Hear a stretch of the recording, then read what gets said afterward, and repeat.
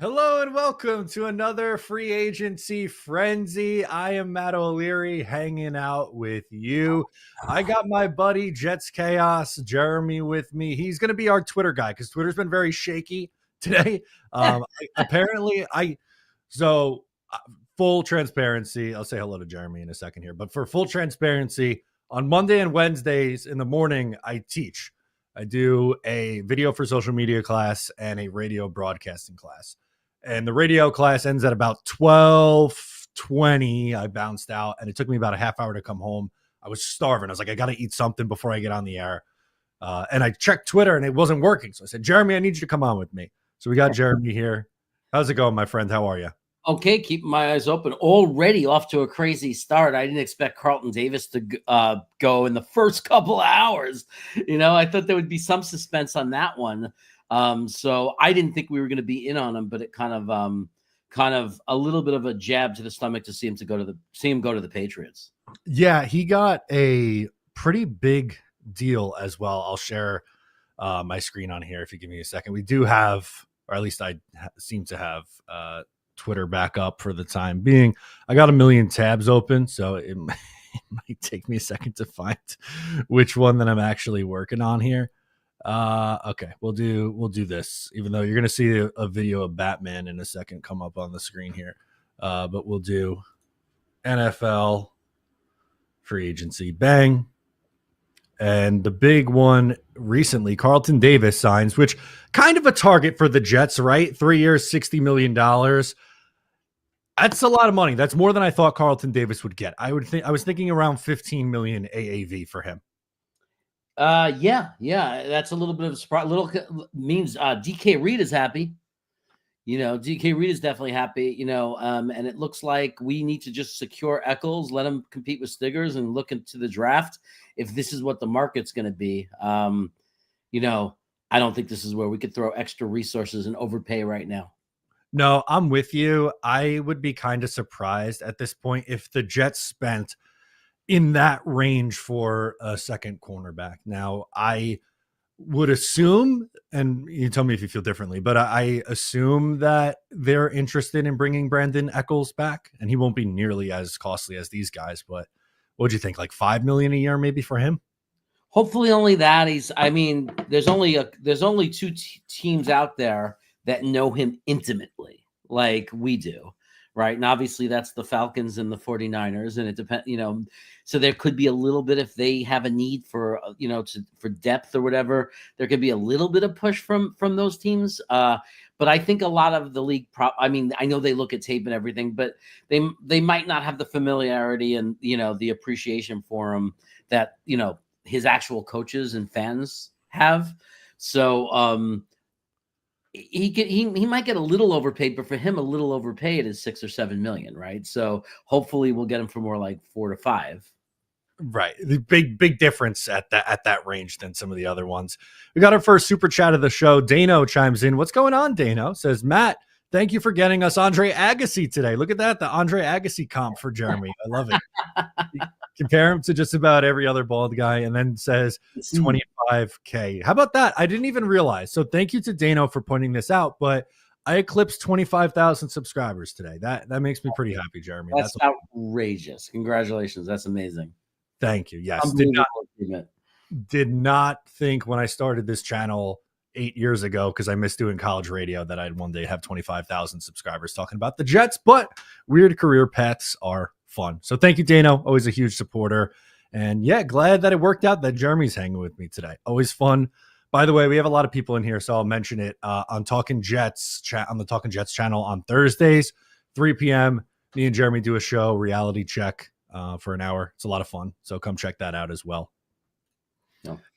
Got another super chat from Val Milton. Says, is it just me, or with all the crazy money being thrown around, I'd rather just sit out free agency and collect the comp picks? Reed, Kinlaw, Reddick. Yeah. So we mentioned, we haven't mentioned the Kinlaw contract yet.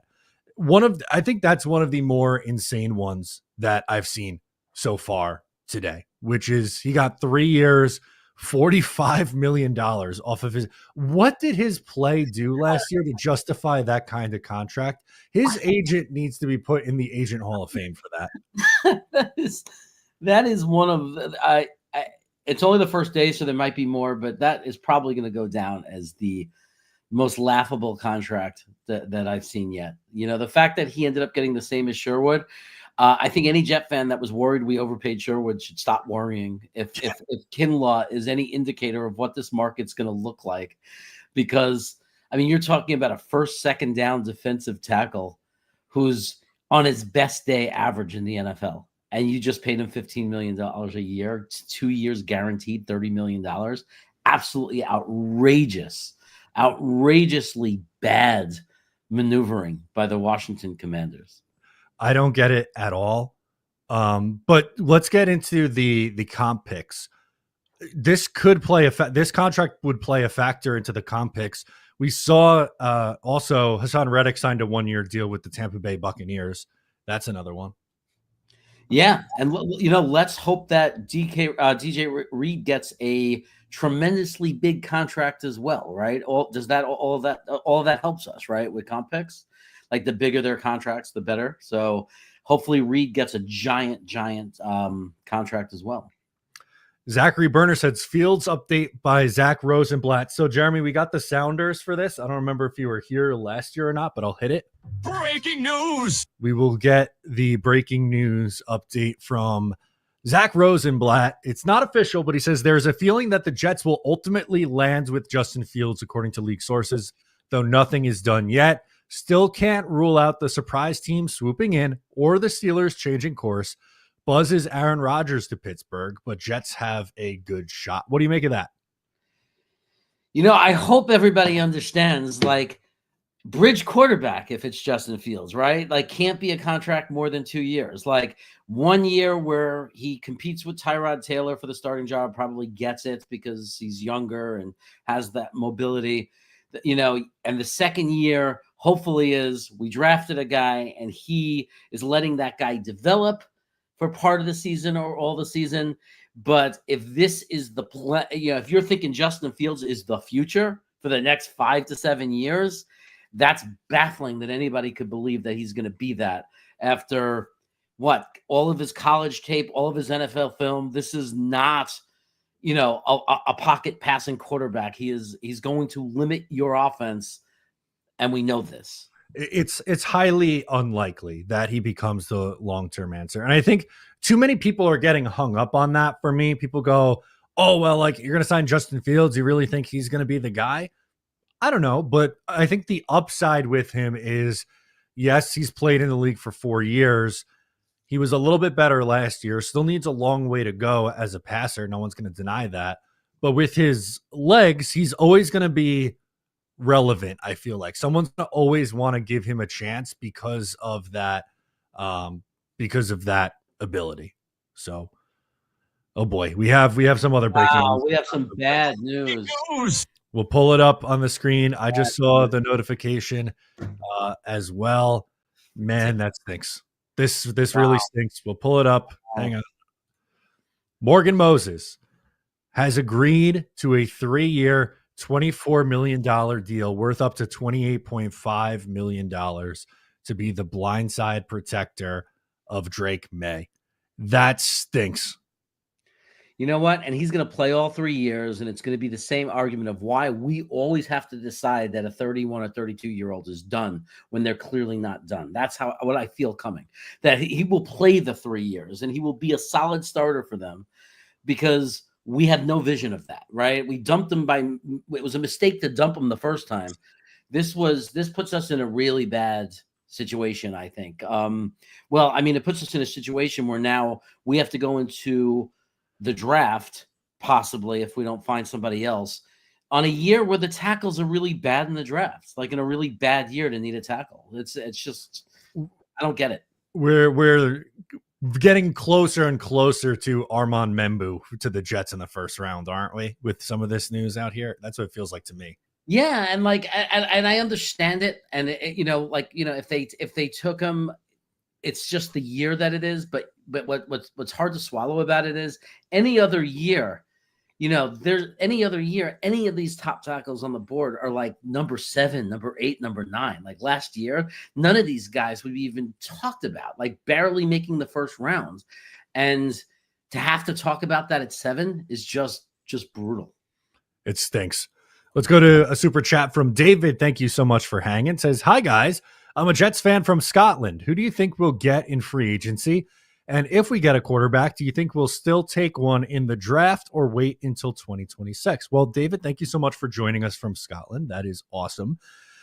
In free agency, it sounds like Justin Fields is the guy that they are heavily coveting at the quarterback spot.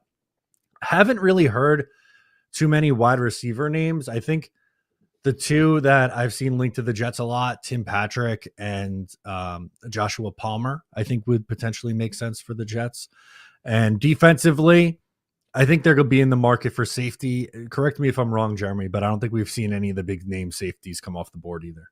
We have not. We've seen some defensive tackles. Obviously, we've seen cornerback, a couple of cornerbacks. Haven't seen. I'm keeping my eyes open, but I haven't seen anything for safety yet. There we go. Keeping our eyes open at safety. It's a huge position of need, I think. And just to answer the draft part before we keep this rolling on, I do think that they are most likely targeting their franchise quarterback in 2026. And I know that Jeremy agrees with me on that one. He's a big fan of the 26 class. Yeah. Huge fan of the 26 class. We don't even know how many or who it's going to be yet. There are some guys who are definitely coming out, obviously, but then there are those that might not come out. I would project that there's going to be about 4 to 6 quarterbacks that are first-round quarterbacks next year, at least. And I would say the top 4 are going to be guys that would be top 10 this year easily. So it's going to be a quarterback-rich draft next year. There's lots of names, but I'm not going to start naming guys because a lot of them could decide. A few of them could return to school, and then there's a couple we know are coming out. Like we know Drew Aller's coming out. Like that's one. We know the kid from LSU, Gus, is coming out. Mm-hmm. So we got a few that we know are coming out. The kid from Georgia Tech's coming out, King something. So there's already a few really good guys, great players coming out. Bang Mateo says no one mentioned Membu until he ran a 4.91. Come on. Look, players' stocks rise all the time. I get it. He's crazy athletic. He tested well. His tape is good. I'm not saying that Membu would be my number 1 choice in the draft. He wouldn't. But with how this is playing out, they might put a emphasis on the right tackle spot. We don't know. I'm talking about him as a potential option for the Jets. Yeah. It's going to be really interesting. I would rather Mabu, and I agree with this. Like when you watch the film, he's not a top 10 prospect. And the fact that now people are talking about a 7 is kind of extreme. I would think more second rounds, if anything, or definitely trading back at the very least. It would be a painful selection to use number 7 on a guy who just came up the board because he's faster than people expected him to be in the combine. Ozzie Trapilo at 73. That's a big deal now. The Jets not picking at 92. They're picking at 73 in the 3rd round. That's huge. That was tremendous. That was my first reaction is now we're in the, because I thought, and Ozzie might be a guy that you have to take in the 2nd round to get. We don't know. I mean, he's that good if, depending on how the rest of the league feels about him, but we definitely are more in the game now. I don't think he had any chance of making it to 92 or whatever, into the 90s. No. But into the early 70s, we might get him. My biggest fear is the Patriots, but now that the Patriots signed Moses at such a big contract, I don't know if they're going to use their 3rd round pick on Ozzie. Yeah, I would be surprised. I think they're going to go more pass catchers now in the draft would be my thought offensively. Mm-hmm. And then if people are wondering why I was worried about the Patriots, Ozzie, not just because he played at Boston College, but he literally, when we were at the Senior Bowl, was being followed around by all of the Boston media. Breaking news! This one is not a Jets signing, but Jets related. So here we go. DJ Reed finds a new home. He goes to the Detroit Lions, 3-year, $48 million contract that includes $32 million fully guaranteed. Multiple sources tell NFL on Fox. Whoa.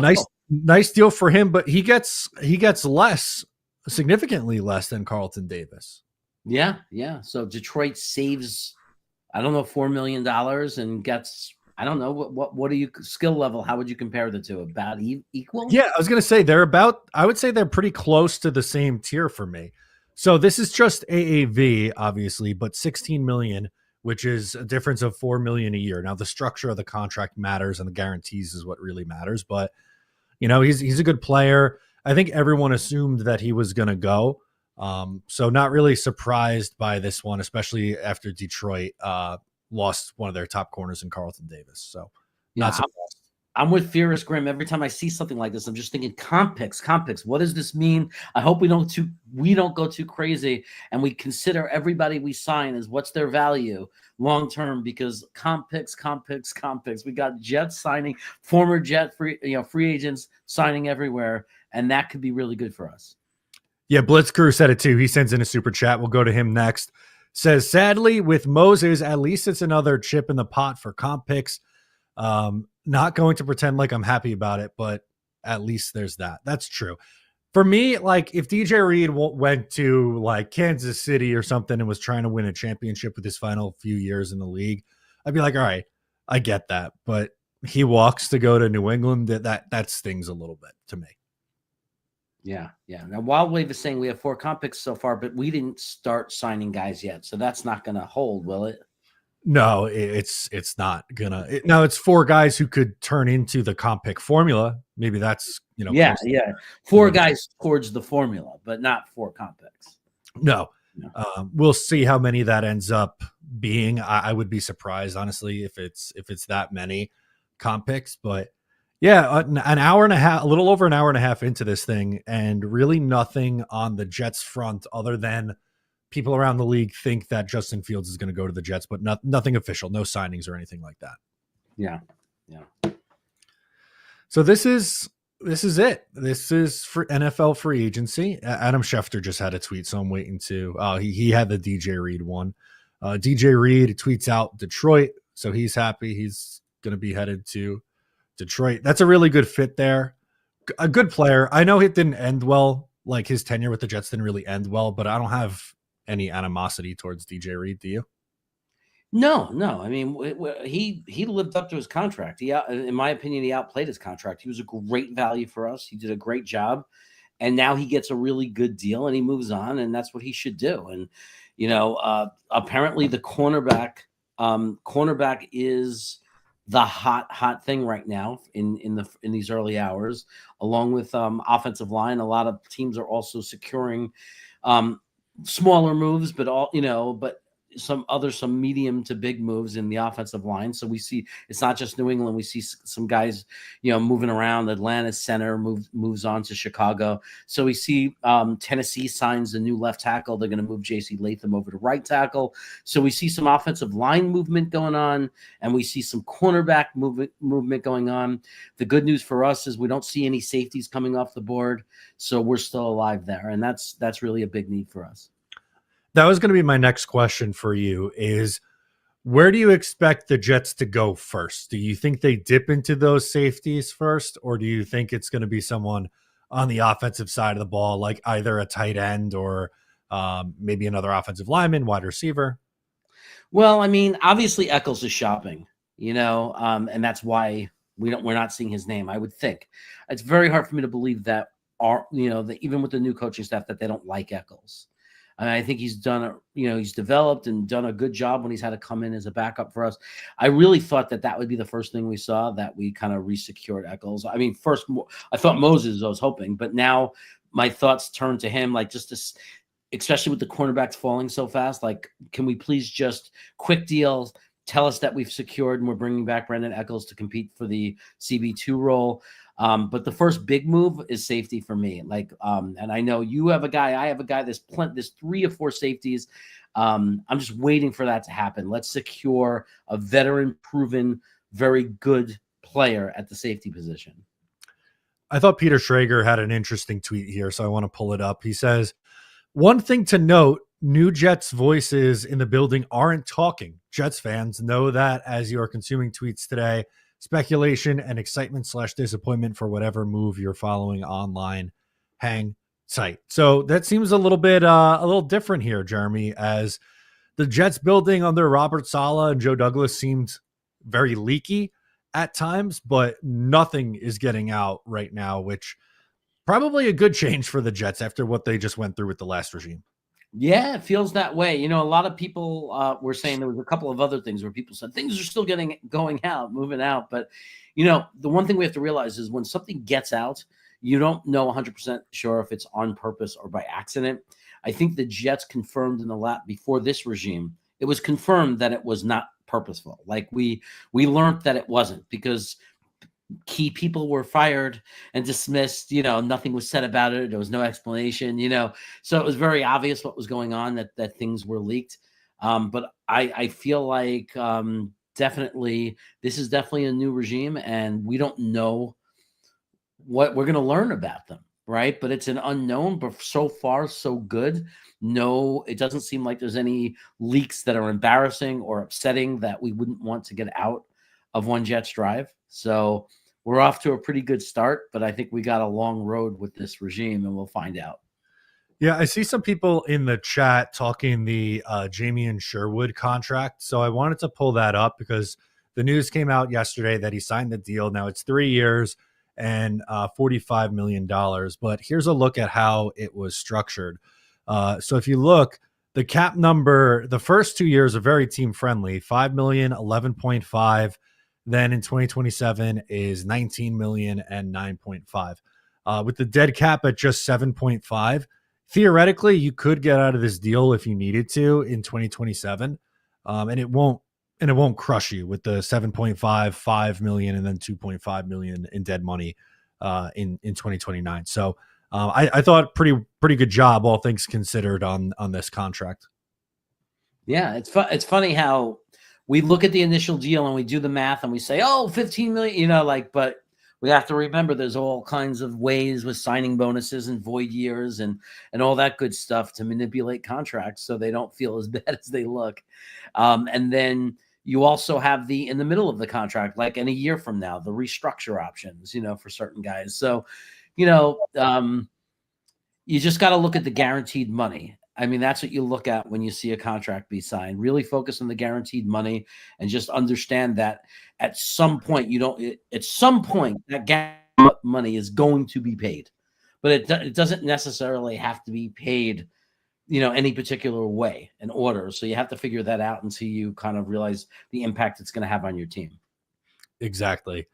Connor Hughes had a tweet similar to Zach Rosenblatt talking about the Aaron Rodgers to Pittsburgh and Fields to Jets thing. It feels like that's picking up a little bit of steam here, so I wanted to pull that one up.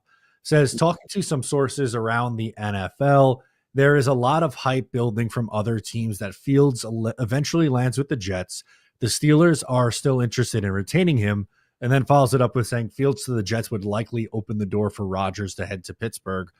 What would you think of that if the Jets sign Justin Fields and then Aaron Rodgers' landing spot ends up being with Mike Tomlin in Pittsburgh?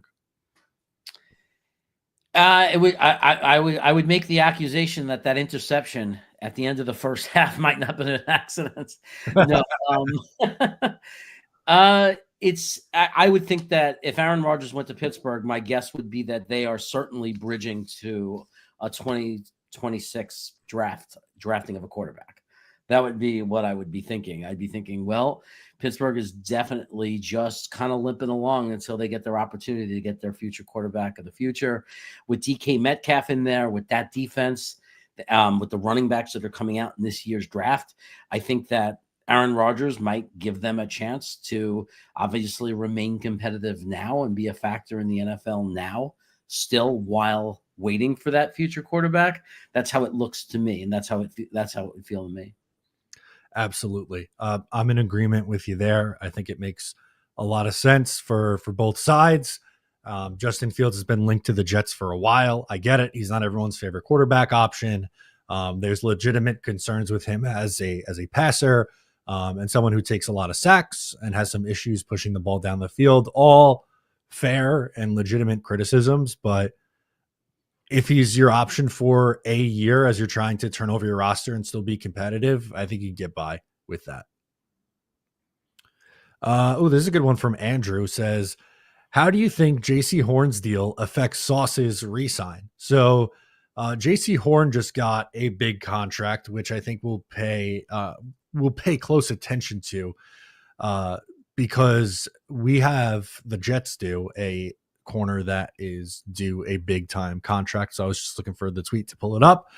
4-year, $100 million for JC Horn. So an AAV of $25 million makes him the highest paid defensive back in NFL history. Wow. I would imagine now at this point, we would see Sauce Gardner get more than what this contract is. Yeah. Look, I think Sauce is, it depends. If we sign him before this year, I was thinking what, between 25 and 27, like that range per year. Yeah, I was thinking 4 for 100 at first before the JC Horn signing, but no. Now I think it's going to be more than that now. I think you're probably looking at, maybe 4 for 105 at the floor, like the $26 million a year at like the floor. It could get up to maybe 27 million, somewhere around there would be my guess. Yeah. I mean, unfortunately, like Carolina, we're still a team. It feels like that still has to pay a little bit of we suck tax, I mean, I'm hoping some of that changes and they like Aaron Glenn, and that's not true for every player out there, but it kind of feels like there's a tax on us, an understandable tax just on, going to a team that it's been 15 years, I mean, it's like constantly telling all these players coming in, we're going to turn it around. We're going to turn it around. You can't really blame some players for thinking if they, based on how much they care about winning and having a chance to compete, you can't really blame them for having for being a little hesitant. Yeah. It is hard to blame them. Eventually you got to see the results, right? Like we could talk about process and building the right things and all that, but eventually you got to win games, which I think eventually was the downfall of Joe Douglas. Like there were some things that I think a lot of people liked that Joe Douglas did, but eventually if you get through 6 years where you don't have a winning season, like that's going to be the end of the line eventually. Yeah. I mean, I think that Carolina is actually, when you see what they do and you shrug your shoulders, why? I think that we should understand why. I mean, but you know what? Washington, that's what makes the Kinlaw signing in Washington so much more baffling, because you think that all the free agents this is the time to jump on board the bandwagon of the Commanders, and you think that they would have all kinds of players wanting to play there, and then they go out and do a reach like that and overpay for a guy like Kinlaw. It's just baffling to me. So that's the biggest shocker of the day to me so far. If you told me, like, I didn't think Javon Kinlaw would be out of the NFL, but I was thinking another 1 or 2 year deal at similar money. He essentially doubled his AAV. Wasn't it 1 year, $7 million that he got a year ago? And now he's getting 3 for 45. I just don't understand it. Like they're acting as if the Kinlaw thing was a good move by the Jets. And like, none of us, are we the only ones that, like, how did the rest of the world not realize? Like, we all knew that getting Kinlaw and like losing Jefferson and like what we did to our defensive line last year was a disaster. And somehow, like, did Washington like just sleep on this? Like, do they not know? Did they not look at what happened to our defensive line? Did they not watch the 49ers game on the opening Monday night? And right away, we all knew, we made a huge mistake. We have no interior defensive line as far as stopping the run. I don't know. It's a great question from your end, because that's one of the first things that I'd be looking at. Oregon Jet says trade Sauce and draft Will Johnson. Sauce is not worth $25 million. I don't know what Oregon Jets is watching, but I think even if you're like worried about Sauce off his year 3, fine. But if Carlton Davis is getting $20 million a year, what do you think Sauce Gardner's worth then? That'd be I mean, there are people who don't think Sauce is good because they are remembering, there are people who don't think Olu is good because they saw a play where he gave up a sack. Oh, Olu sucks, right? But they didn't watch the other 70 reps. Sauce Gardner had his worst year in his third year, but there are factors to that, right? We had our worst pressure on the quarterback, our defensive line, our whole defense around him was worse. But at the end of the day, Sauce was still, I think, the third best cover cornerback in the NFL on his worst year, on a bad year. Will Johnson is great. I love Will Johnson. He's obviously my number one cornerback coming out of this year's draft, and I think he has potential to be fantastic, but he's still a guy out of college, and we've seen teams miss on cornerback. There have been plenty of cornerbacks out of college that we think are, the elite cornerback one out of college, and, there's always that risk that they're not going to pan out, and that they're going to bust. There's no such thing as a guarantee. With Sauce, you know what you're getting. $25 million is expensive, but the cap went up $20 million for every team. We knew salaries were going to go up, and you just saw what another cornerback made who just isn't anything what Gardner is as far as, what he's been, not just if you go by the last 3 years, you can't compare the two players. No. Isaac says Glenn is about to get Sauce back to an all-pro. I think the addition of Aaron Glenn might not help anyone else more on the roster than Sauce Gardner. Let me make a correction.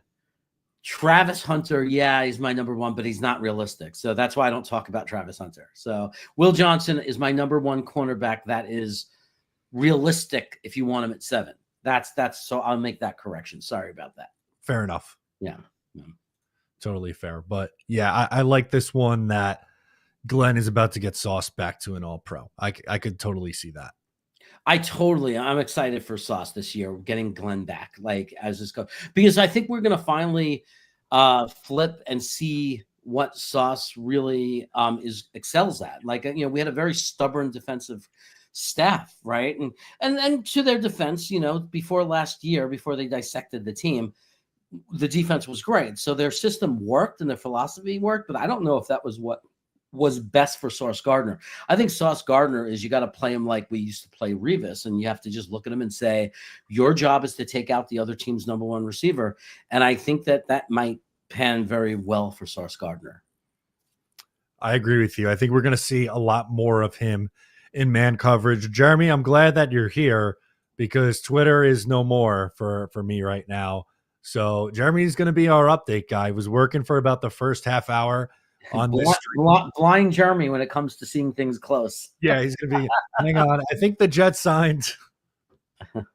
So keep an eye out, Jeremy, if you see anything, but we'll just keep going through with the chat for now. You could send in your super chats to guarantee they get read on the air. Dano has a great question, by the way, that's very relevant to us. The question for Jeremy, does the Morgan Moses signing make our dream of the Pats going 0-2 at 4 dead or not? I think that the Patriots, who's their other tackle? Because I don't think, are they totally set at tackle? Don't they signed Michael Onwenu last year, right? But are they going to play him at tackle or guard? Would be my question. Let's take a look at our lads' depth chart. Give me a second. I'll pull it up. Yeah, I really was hoping the Patriots would take Will Campbell. That would be such an excellent thing for the Jets, for them to get a guy who's probably not going to be much better than an average tackle in the league. To me, Will Campbell is a late first round pick projected as a guard, but as a tackle, I wouldn't even put him in the first round. So I would love for New England to take him and draft him as a tackle with the 4th pick. But Dane, I think you make an excellent point. I don't see how that's going to be possible. I don't see them doing that at this point. No, unless are they going to keep Lowe at left tackle from that they got from Minnesota? I don't know about that. Maybe tackle's still on the board, but honestly, I could see them being the first team that's in on Mason Graham. I think Graham is going to either go to the Pats or he's going to go to Jacksonville. That'd be my thought. Yeah. I just hope he's off the board, man. That's not my guy. I know people like him. I watched a little too much on him. And maybe I'm too sour on him because I watched too much on him. You know what I mean? And I admit that. If you watch a player too much and you get too down on him, then you go over the other line of down on them. But his combine measurements kind of verified everything that Domsey and I were saying and seeing. It's like when you're down on a guy and then he comes in and he measures under 33 arm width, and you look at the the league, and only 9% of the offensive tackles in all of the NFL have under 34-inch arm span. Then you're saying, am I going to pick a guy in the top 10 that only 9% of the league end up being able to start at that position based on those measurements? And none of them are that, they're not superstars, those tackles that measure in at that. So I might be a little extra down on Will Campbell, but I certainly, I show my cards. I do not want him to be our pick at 7. Gabe has a good question. Thoughts on bringing in Javon Holland? He's probably going to get the most money on the safety market. That would be my guess because of his age. And just, I know he had a down year last year, but he was incredible in 2023. A part of me feels like I'd be surprised if they spent at like the tip top of that safety market, but I think they're going to bring someone in. I don't think we could pass over the idea of Holland, but I'm trying to see if I could find the report of teams that were interested in Holland. Yeah, here we go. I found it. Twitter is apparently semi-working for me, so I'll pull that up. Safety, Javon Holland still available, but among teams expected to have interest during the process, Panthers, Commanders, Colts, and Titans. So Jets not listed there. Because he's going to get 20 million plus, and we're interested in spending 12 to 15 million. Yeah, I think that's we're talking to the the second tier. I think I wouldn't even say second tier like as a completely different tier. No. But I think we're hoping for guys a little bit lower on the list that are going to be a little bit less competitive. And like I said, I think we've named a few names of plenty of acceptable safeties that we could sign. Jeremy Chen, Reed, the guy's name I can never say that you like, Cameron Bynum, Bynum, there's guys. Hufanga from the San Francisco 49ers, the Raiders, Trayvon Morig, I believe is his name. I've looked at so many names. They're all starting to blend together over the last couple of days. Yeah, there's a handful. It's a bunch of them. So that's like we're lucky in that regard that it's a really good free agency class, and it's not a horrible class for safety in the draft, but it's certainly not a great one. Mm-hmm. It's a little small. There's like 3 or 4 safeties that maybe even just 3 that would really be you can count on to be day 1 starters out of the draft. So it's not as rich as some of the other positions safety. So we would have to go really early, 2nd round at the latest, if you wanted a day 1 starting safety. So we got to sign someone. Yeah. That's what Ray is saying here. Focus on safety in the draft. So I think they will take a safety in the draft, but I think it's going to be one of those. They'll sign somebody and draft somebody. It's because they need multiple starters at the position. To me, unless we go 1st or 2nd rounds, the value pick would be 3rd or 4th round Jonas Sanker out of Virginia. That's my guy. That's the only safety that right now I think is like that hidden guy, right? The guy that's and he moved up 100 spots in the rankings on some of he was like a 250 undrafted free agent 7th round guy. And then about 3 weeks after the Senior Bowl, now I see him at like 150 on a lot of boards. But if that holds true and he's a 4th round guy, that would be, to me, the best value in the draft. So, but I would say I would be comfortable taking him in the 3rd round. If like Latham is off the board, and even Latham, I might take Sanker over Latham. I don't know. But I think that we're signing one and we're drafting one. It's just a matter of how high are we going in the draft. Robbie Oakes asking about Levi Onwuzurike, who is the interior defensive lineman from the Detroit Lions. Not splitting the atom here, but that's a guy that I've linked to the Jets for a long time. I just think it makes a lot of sense. He finally was healthy and had a great year last year for Detroit. It's a big position of need for the Jets. You try to always find guys that, the previous head coach or the new head coach worked with in his previous spot, rather. I think that's one that just makes a ton of sense. Yeah, Robbie Oak, I love Robbie. Why he wrote it out like that phonetically, right? So you could pronounce it? Yeah. He did that 100% for me. Thanks so much, Robbie. So I'm not gonna disappoint him. Onwuzurike. You nailed it. But when you read it, it's much tougher to read when it's just written out. So Yeah. glad that he did it. He said in the chat he didn't know how to pronounce it, but I think spelling it out like that really helped us, at least, because we're not the smartest here. Yeah, I'm looking for updates on X. I wonder why they're having so much trouble on today of all days.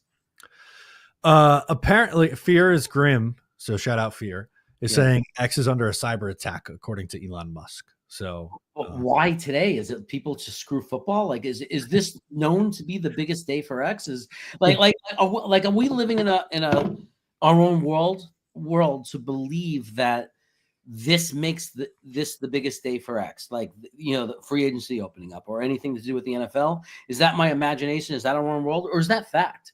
Is the biggest use of X really a day like this with free agency opening up in the NFL? Maybe it is. I don't know. I'm trying to think. Like, obviously, it was pretty big during like the election cycle and stuff like that, and not getting into that on the show, but just days where news is breaking and everyone's on refreshing. I feel like, did it break last year too for NFL free agency? I feel like there was one either last year or the year before X had some sort of issue on a big sports day. It was any NHL free agency, something. But moral of the story, I use it to get news. So with free agency for the NFL, like, I just literally sit there, hit refresh 1,000 times a day. So I'm sure there's a lot of us out there doing it. Yeah, I feel like the most popular things on YouTube and Twitter, like big news things, the big events with the biggest audiences, are sports related. But I could be wrong, because maybe there are other things that I'm just not in that world and I don't know about that are really big. You know what I mean? But to me, like Rodgers, when he announced his retirement update, like of whether he'd play or not with Pat McCaffrey, was like the biggest watched YouTube event, and just a lot of things that build around sports. And when they had that former basketball player that was going off on Steven Jackson and cursing him out, and he'd go live every day and like was losing his mind, that was pretty big. It would be thousands of people. It was like breaking Twitter. It's great. So people like sports in this country. Yeah, we love it. We cannot get enough of it. Mm-hmm. While we're waiting for more news to come back, I feel like we haven't spent all that much time so far today talking about this Hassan Reddick deal. 1 year, 14 million, 12 million guaranteed. I know it's a 1 year prove it deal, but he was horrendous last year. I'm kind of surprised he got that much money on a 1 year deal. But I love that he only got that. Like, I love that he only got 12 million guaranteed after, like what he did last year to us. You know what I mean? It's like, if he would have just taken the 23, 24 million, we would have happily renegotiated and guaranteed to him, which we ended up doing almost a lot. Can you imagine like what we would have ended up giving him if he would have agreed initially in camp? Then he'd be in a much better situation. He would have had a better chance to put up, have better numbers, better stats, and he would have been in a much better position. I'm glad that someone didn't do pull a Washington with Kinlaw and give him like 20 million or something and reward what he did to us. But now think of what this is doing to his ego.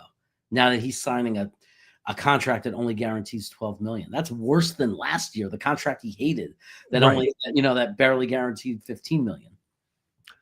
Apparently there was a safety signing. Jesse is saying, I want to make sure that this is Trayvon Moehrig to the Panthers. Can we confirm that, Jeremy? I got nothing right now on Twitter. I see nothing, but I don't trust Twitter completely because it could be going out on me. Okay. So. Jesse hasn't given me a reason not to believe him, but he's the first one that I saw that in the chat. So just wanted to look and confirm.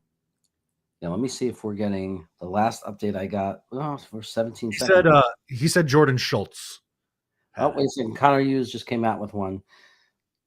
Nope. He's just babbling about something. Reed. Yeah, nothing about news. Here's something possibly. Look how I have to read, because this is what happens when you get calories. You can see everything far away, but you can't see anything, and I gotta wait. I can't get reading glasses yet until I get the other eye fixed.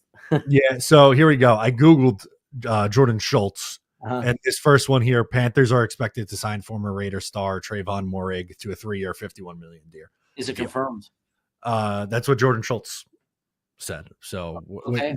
Okay. The price is in the territory of what we were hoping for, right? Because we said up to 15 million, 16 million. You know, I mean, at least it wasn't 18 where we're like freaking out. Like at least we're somewhere in the the vicinity of what we were thinking for us spending on a safety. Love that. Yeah. So thank you, Jesse. I believed you. We were just looking to pull it up on the screen. So, okay, that's the first big safety domino, but that kind of sets the market. No, won't you think that most of these guys are going to be somewhere in that 15 to 17 range, and maybe Javon Holland gets a touch more than that?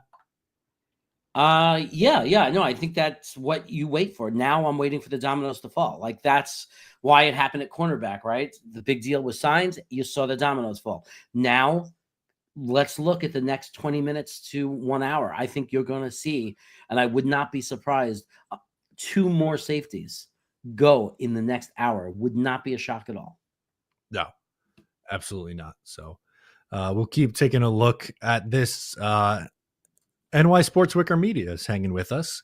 Watu says, at least they're not overpaying. That could be a positive spin. The Jets I think he was answering a question. Somebody was asking, are they concerned that we haven't done anything yet? And, and every year this happens. Every year we have fans that start to panic or start to wonder or worry. And I'm not saying he's panicking. He just asked a simple question. But I'm going to just say, based on the fact that I've felt this way before, like, when are we going to do something? And then we've turned it around and had what we thought were really good free agency off seasons. You don't know until the year is actually played out.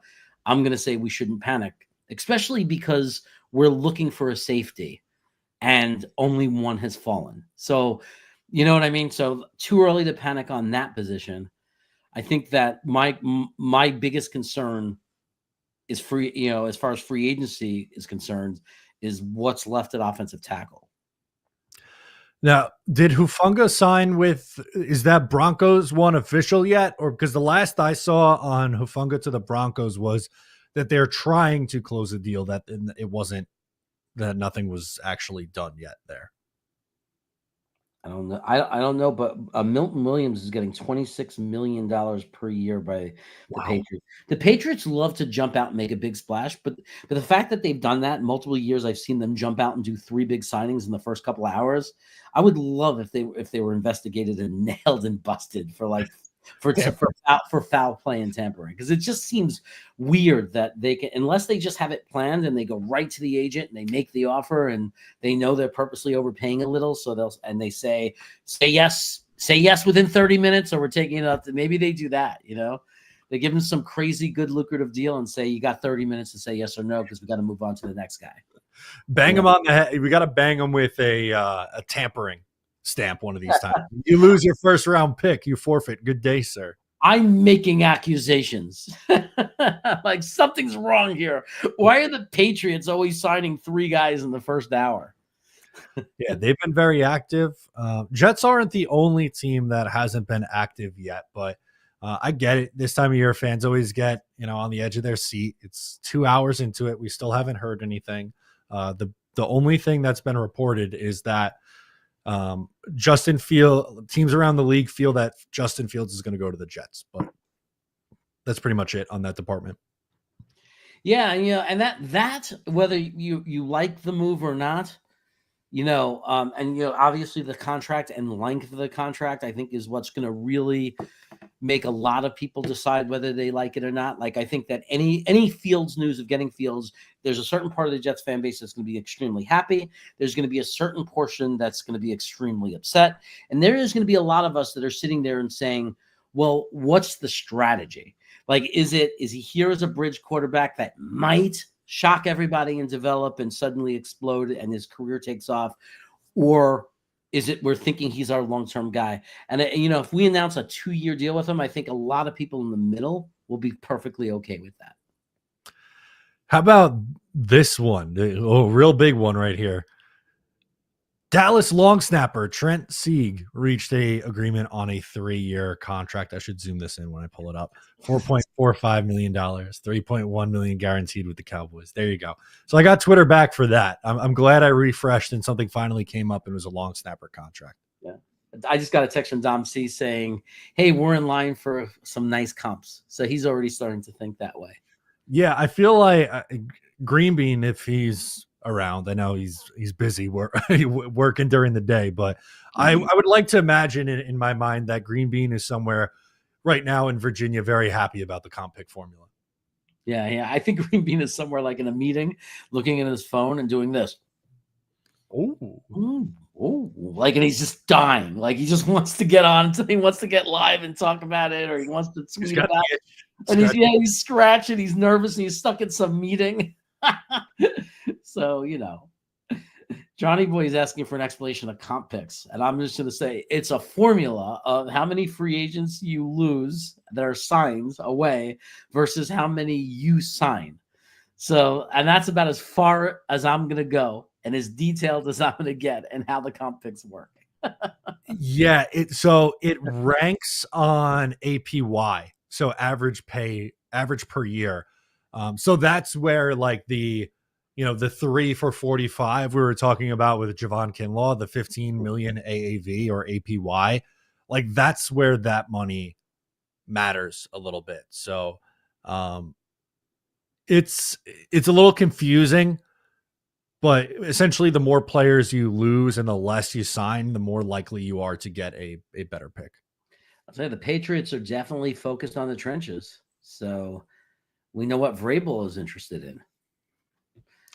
Yeah, Vrabel seems very interested in the trenches. He's signing some older players, though, which I think that's where I find it a little bit like they're a team that's on the rise, right? Like you think you have your franchise quarterback in Drake May, but you sign a older, Morgan Moses, and they've added some older pieces. I just wonder how that roster is going to end up looking. Yeah, they're certainly going to have to worry about injuries and things like that. But maybe as they start drafting younger players, they're going to have those veterans in to kind of mentor them a little bit and get, maybe that's their plan. But short term, they're going to be like, playing on ice. Then, like a lot of, Morgan Moses, we knew if he's going to be your starting tackle, you better have a good swing. Yeah. Ready to come in. So apparently not that anyone's, not that he's been signed, but apparently the Chargers are in on Najee Harris. They're interested in bringing him in. He's 27 years old already, which that came up pretty quick. I was surprised to see that. Running back is one of the positions for this draft. It's very deep, super talented, a lot of running backs. So very surprising if any team really spends any real significant money on a running back. Sorry, I got to pull this one off. One of my favorite follows on Twitter and one of my favorite YouTubers, the Buffalo Jet fan. He always cracks me up, and this tweet is just so good. Jamie and Sherwood counting for $5 million and $11 million against the cap doesn't look so bad as the Patriots and Titans pay their mascots the GDP of Lithuania. But yeah, Titans have been active. They have a lot of money to spend. The Patriots, the same thing. Like they have a ton of money that they could be spending right now. So they're throwing it around a little bit while the Jets have been a little on the slower side. Yeah. So, E-Boogie, this is going to be a quick recap. I appreciate the super chat. Says, please recap who got for us. no one for us. But we can go through some of the bigger names that have signed so far, or ones related to the New York Jets. So DJ Reed goes to the Detroit Lions. Not surprising that he left. Morgan Moses goes to the New England Patriots on a 3-year deal. Javon Kinlaw went to Washington on a 3-year, $15 million contract. That one was pretty surprising, I thought. Hassan Reddick, 1 year, $15 million. He signs for a big, a big money relative for what he did, but wow. I can't get over the $26 million per year for Milton Williams. That feels like a ton of money for him.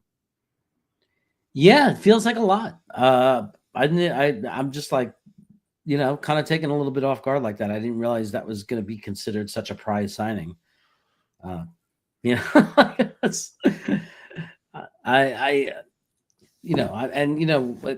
we talk about like, defensive tackles of all things is shocking me. Like the Kinlaw thing, and just the whole thing with defensive tackle, it's just shocking to me because like, don't these guys, these teams, they know what's in the draft, they know what's coming.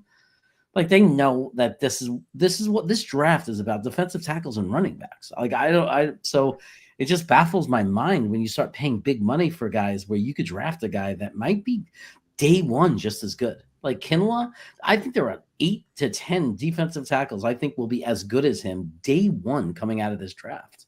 Yeah. Speak of the fucking devil. Look at this. Got to pull up this tweet from Green Bean. Yeah. +3 in 2026 comp pick. At least one of them will likely zeroed out by a free agent quarterback. Let's see how many more we lost during the qualifying window. Sometimes you just know your friends, right? And Green Bean goes to Twitter and tweets that out a minute ago. Things just absolutely love to see. Some subordinate of him right now is sitting in his office waiting for him as he's like pretending to be in the bathroom, but he's like tweeting. Yeah, he's tweeting from his. He's sitting on the toilet, tweeting from his phone in his office. Oh, that's so funny. Shout out Green Bean. Abat chimes in and says, Matt, the time to sign Morgan Moses was the first time he left. Good luck to New England with that contract in his age. Was kind of surprised that he got 3 years. It's only $8 million. It is a long time, but it's only $8 million. So I can't imagine it's going to be like that costly against the cap for them to get out of it after a certain point. Oh, I think probably by the third year, it'll be, like you can even do a post-June cut. And it's what is going to be probably $2 million a year for 3 years. Like they can get out of it really easy. It's a good signing if he stays healthy, because if he stays healthy, you fill a hole, right? You got a right tackle who's experienced. He's a good leader for $8 million a year on average. I mean, so if he plays 2 years for them and stays healthy, it's a good contract for them. If he gets hurt, then it's, that was the risk that you took. You paid a lot of money for a guy who's very likely to miss time because of injury. Did I see Poona Ford get signed? I haven't. Someone said Poona Ford to Rams. Scarcity said it. That one hasn't come across my feed. Jeremy, have you seen Poona Ford? I've not seen it. Okay. Yeah. The Rams have agreed to terms with defensive lineman Poona Ford on a 3-year deal. Dynamic run stopper. In case people are wondering why would you pay him? Well, he's a dynamic run stopper, according to Diana Rossini. Yeah, almost $9.87 million per year. He had a fantastic year with the Chargers a year ago. Would have been a good fit for the Jets. I'm surprised he got. Yeah. Oh no, we knew about the Panthers getting Morig, right? Trayvon Morig. Yeah. Okay. Yeah, we knew that. Was there another one? You scared me with the No. I'm just saying the okay. I wanted better confirmation, and now we got the best confirmation. Ian Rappaport just confirmed that. The Steelers, another big time DT hits the market as the Steelers have released Larry Ogunjobi. Oh, okay. So that's interesting. As guys are getting signed, other ones are being released. Yeah, get the fuck out of here, guy. I'm just waiting for a stronger source on the Rams move, but I mean, I think it's good, but I don't trust the source completely, so take it with a grain of salt. Jordan Schultz of Fox Sports said it as well. Okay, good. I just wanted someone a little bit better. Yeah, no, totally fair on that one, but the Jaguars. Okay, we have a quarterback off the board, baby. This is a big one, Jeremy. Big quarterback coming off the board. Wow. Nick Mullins on a 2-year deal, $6.5 million deal, worth $3 million guaranteed. New backup quarterback for Trevor Lawrence. Looks like the Vikings want to hold on to backup Jones at quarterback. Then, yeah, I heard the Indianapolis Colts had some interest in Daniel Jones to bring in to compete with Anthony Richardson. I think they'll be in on a veteran, but I don't know if it'll be like a Daniel Jones. I think it might be like a cheaper option. Although I think I could see Jameis ending up in Indianapolis. So, okay, $3 million a year for Nick Mullins. That's good. We don't want to see We don't want to see him getting any significant money because if Mullins was, I saw $6 million, I got nervous because if it was $6 million per, like if if that was true, that we'd be in trouble. Like Fields would be like 20 million, 25 million. Odyssey Heisman says Jeremy only seeing half the signings. Literally. Yeah. Well, it's hard to do both. Like I'm talking to you and having a conversation, and I'm having. But with how you're reading it, and I know you're going through it right now with the eye, it is very funny how close you're holding your phone up to. Yeah, it's crazy. Like that's when you get cataract surgery. Yeah, 2015 eyesight in my right eye from things far away, but you lose all nearsightedness completely.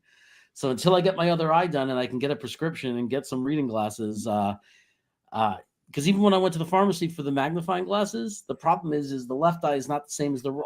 So it just makes it worse for this eye. Like I'm screwed. Breaking news. I'm sorry to cut you, Jeremy. This one's legit and this one's big. Okay. Right, I'm gonna pull it up for you as Jeremy looks for it. Oh wow. And sources confirm former Vikings quarterback and former New York Jet Sam Darnold reaches an agreement today on a 3-year $110.5 million contract, including $55 million guaranteed with the Seattle Seahawks. Seattle has its successor to Geno Smith. So Sam Darnold is a Seattle Seahawk. And the J.J. McCarthy dream is gone. I know you really wanted J.J. McCarthy. I don't think he is going to get dealt. Sam Darnold goes to Seattle after the Geno Smith trade. They seemed like they wanted to pony up to get him, and they did just that with this contract, by the way. 110.5 over 3, $36.8 million on average for him. Yeah, wow. Before the last 2 losses that he had, before the 2 games at the end of the year, he was on track to make $40+ million a year. But I think the loss to Detroit and that, I think the way they collapsed at the end and losing their last 2 meaningful games really had an impact and hurt him. So, but he's still making $35 million plus per year. I mean, it's not like the guy, when he was the backup for San Francisco, when that year ended, how many people would have predicted there's going to be a day where Sam Darnold gets $100+ million a year contract? No. I don't think anyone did. Even going into last year, I think the most optimists were like, oh, he might be like semi-passable and be, a capable guy to hold down the fort with McCarthy injured, but he well exceeded that. And good for him. He got a really nice contract there, $110 million. Yeah. Now the big question that's going to be now is how much of it was the coach, Justin Jefferson, and, the Minnesota offense, versus now he's going to a team that just got rid of DK Metcalf, just parted ways with their veteran Tyler Lockett. So you got a team that's rebuilding their offense. Their running game is not very good. So Sam Darnold's situation has dramatically changed. So it's gonna there's a lot. There's a lot of risk in this signing. Like you might see the old Sam Darnold that played for Carolina, or we're going to find out if he's legit or not. Let's just say that. Yeah, I was going to say that offensive line still needs a lot of work, and they need some weapons, man, because you said it in our Talking Jets group chat the other day. It's Jackson, JSN, and nobody else really. Right. You got yourself a good slot receiver. Okay, that's a good start. He's a good, quick slot receiver. Now what are you going to do? They have a lot of need, man. And you know what? My whole thing, like in every scenario, we all came out with how could it be good for the Jets? Well, if you were on the J.J. McCarthy train, that train is now blown up, right? So there will not be J.J. McCarthy going to the Jets in the trade, but Seattle is now incredibly desperate for a wide receiver in the draft. And if there was any hope of who's going to trade up, well, if Ted McMillan is on the board and Seattle loves him, maybe that's our trade partner. Yeah, maybe. That's not a bad thought, honestly. I could totally see that. Which, by the way, Sam Darnold reunited with Clint Kubiak, who's the new Seahawks OC. They worked together in San Francisco. Adam Schefter called that out. So I did not remember that. Rico says you're gonna wow, Matt O'Leary, JSN, and nothing else. You're gonna disrespect the great Jake Bobo like that. My apologies. I have to give Jake Bobo his well deserved respect in this league. That's on me. Yeah. They have good running backs. I don't want to be completely unfair, but in the passing game, they're gonna need some work. Yeah. Just keeping a lookout, guys. Keeping my eyes open here. Luckily, we got the chat because we got like probably 100 people in the chat. Probably 1 out of every 8 people have Twitter open and are following this for us. So I think we're gonna be okay. Yeah, Isaac, good call out too. Sam went from Kevin O'Connell, Jettas, Addison, Aaron Jones to just JSN. Which is a big freaking difference. And I don't want to make it out like Sam doesn't deserve any credit. He does. Yes, his situation was awesome. Great head coach, great weapons, but he played really well in the opportunity, which he deserves credit for. Look, he did a lot of good things. There's no question about it. There was a long part of the season where he was top 5 quarterback.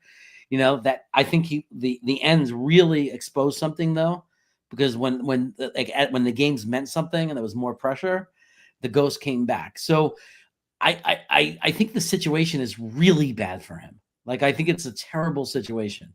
You're going to a team that's almost you'd have to say they're rebuilding, at least on the offensive side of the ball. That's a rebuild. New quarterback. Their offensive line is terrible, needs to be rebuilt. They only have 1 wide receiver, and he's a slot. They don't even have a WR1 boundary receiver. I mean, this team is completely going to have to rebuild their offense. That does not feel like a good situation for Sam. No, not great on that. Robbie Oak is saying Daniel Jones signed 2 years with Minnesota. Do you have eyes on that one? I didn't see that, but it makes sense because they just let Mullins walk, right? So and Darnold. And right. Darnold. Yeah. They got a lot. Darnold, but Mullins. They can't let Mullins out of the building, but they let Darnold out. I mean, one could argue that Adam Jones is still, a backup quarterback. Like, he's still rosterable as a backup quarterback. I don't know if he's fallen so far off that you could say he's not rosterable as a backup quarterback. Let's see. Here we go. Nope. Rossini's still talking about Milton Williams. Turns out Geno Smith turned down a similar deal in Seattle. So then good on Seattle. I'd rather have Sam Darnold, I think, than Geno Smith, honestly. At his age at this point, probably.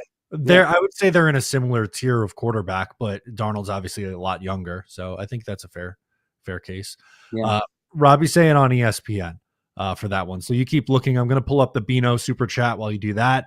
Sam was a product of Minnie's talent, but good for him. He got paid, but mark my words, this deal will look worse by the week. I don't know about by the week, but at some point next year, we might see it if that line doesn't drastically improve. Unfortunately, as Jet fans, we know what Sam Darnold looked like behind a really crappy offensive line. He got killed in the last couple games of the year for Minnesota against really good defenses. And good defensive lines. So it's definitely, Bino has a good point to bring that up about Sam and the situation. Yeah. So I would vote Sam Darnold most likely to be opposite of the comeback player of the year. I could be wrong. He might be legit. I don't wish the guy ill at all. I think he has a lot of talent.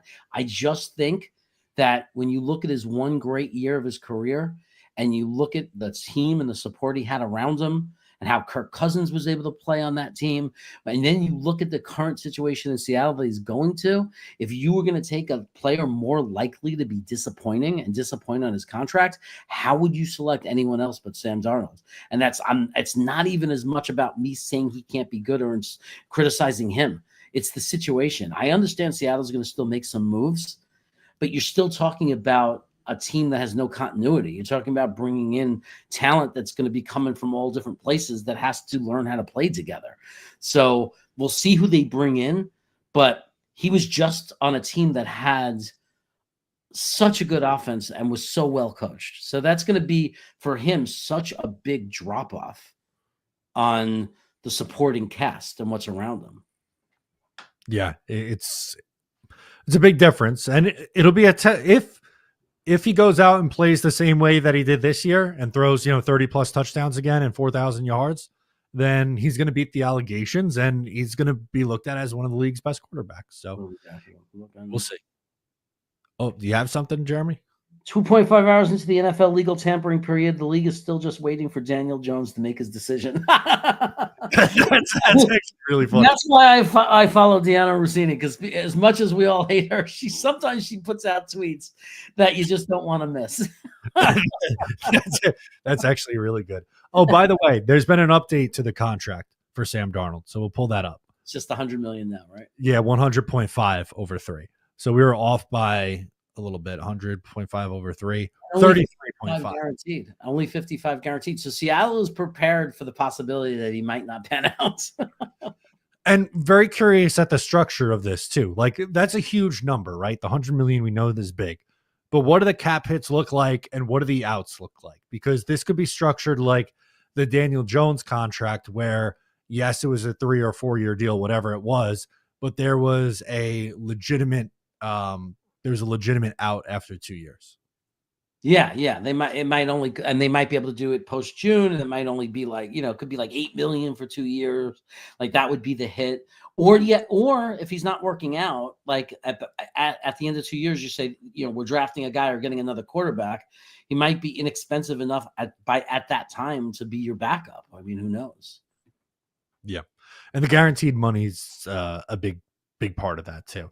So I don't want to wish that on Sam Darnold, that we're talking about him being a backup quarterback already. No. It would be good for him if last year wasn't some anomaly and this is who he really is going forward. That'd be great. I think we're just talking about really more so how the situation for him really changed with the coaching staff in Minnesota and the wide receivers, the running back, the line play, and then going to Seattle with maybe not the best weapons and not the best offensive line. It's going to be very run heavy offense and a lot of JSN would be my thought right now. I wouldn't draft Sam Darnold very high in fantasy football. Let's just leave it at that. A safety came off the boards. Not a name that we've really talked about though. So I'll pull this up. According to Ian Rappaport, the Jaguars are making another key addition on the back end, agreeing to terms with former Texan safety Eric Murray. How much? We need to know how much. Yeah, I would think not in that close to, what was it, $17 million? Eric Murray, 3 years, $22.5 million, $12 million guaranteed with the Jags. So you're looking about seven and a little bit of change per year. Okay. That's nice because it sets a floor, so now we're getting more of that range for the safeties that are still on the board. Interesting. Dano saying Darius Slay to Pittsburgh. We're waiting for it. Well, Jordan Schultz had that one. Darius Slay to Pittsburgh. So that's another one that we can pull up. I got to follow this character Schultz, I guess.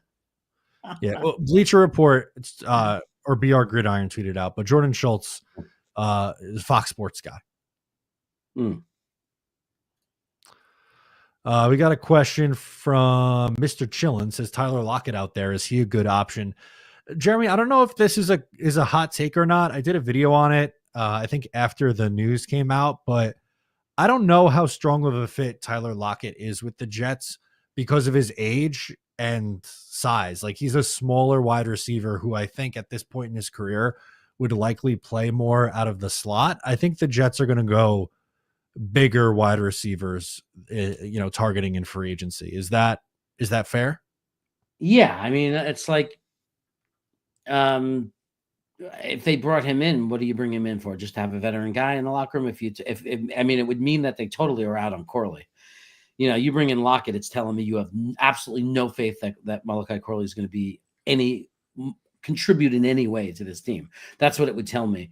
We need a boundary receiver, and if anything, if we were going to get 2 receivers, we need a boundary receiver and a receiver that's a backup to the boundary receivers, right? Like, that's kind of, depending, but it also depends on how you feel about Malachi Corley.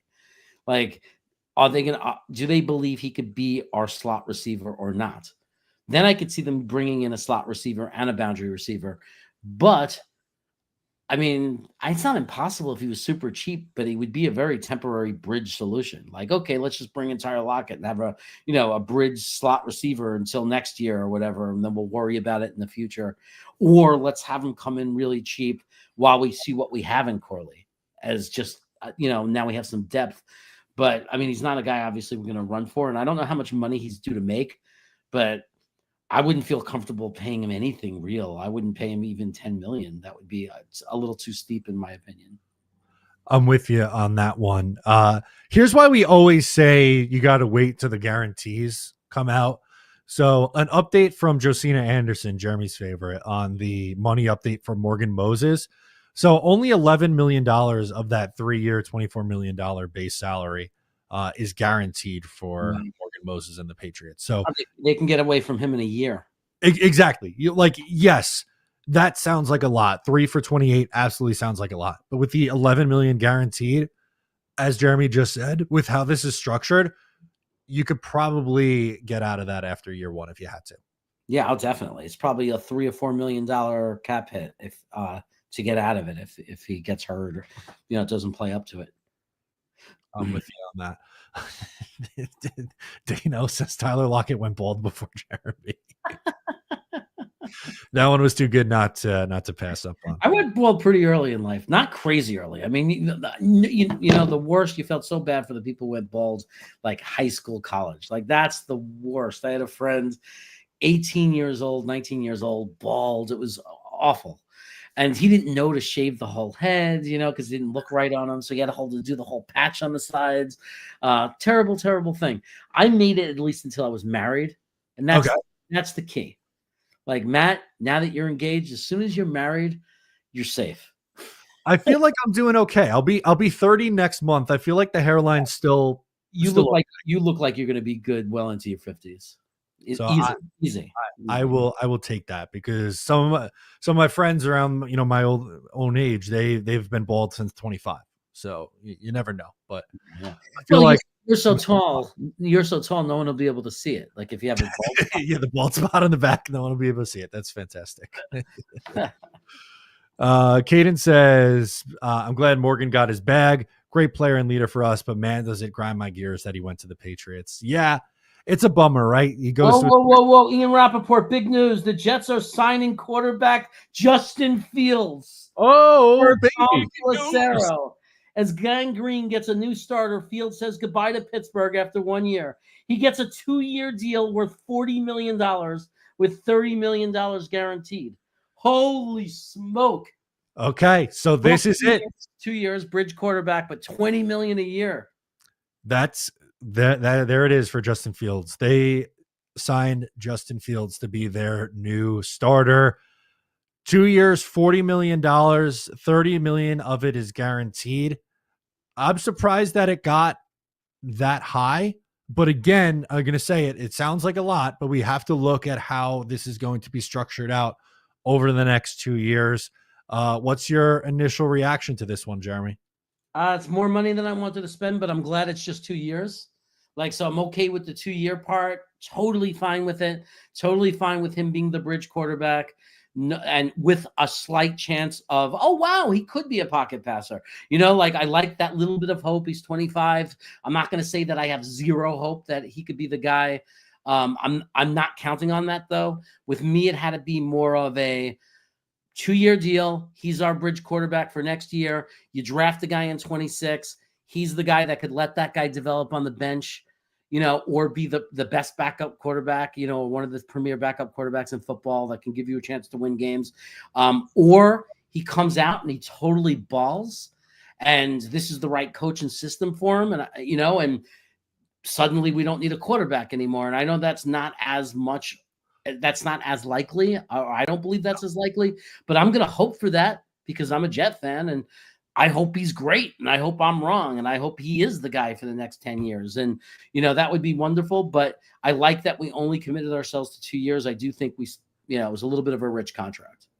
It is a little bit rich. It's more than I thought. I was thinking somewhere maybe around $15 million a year.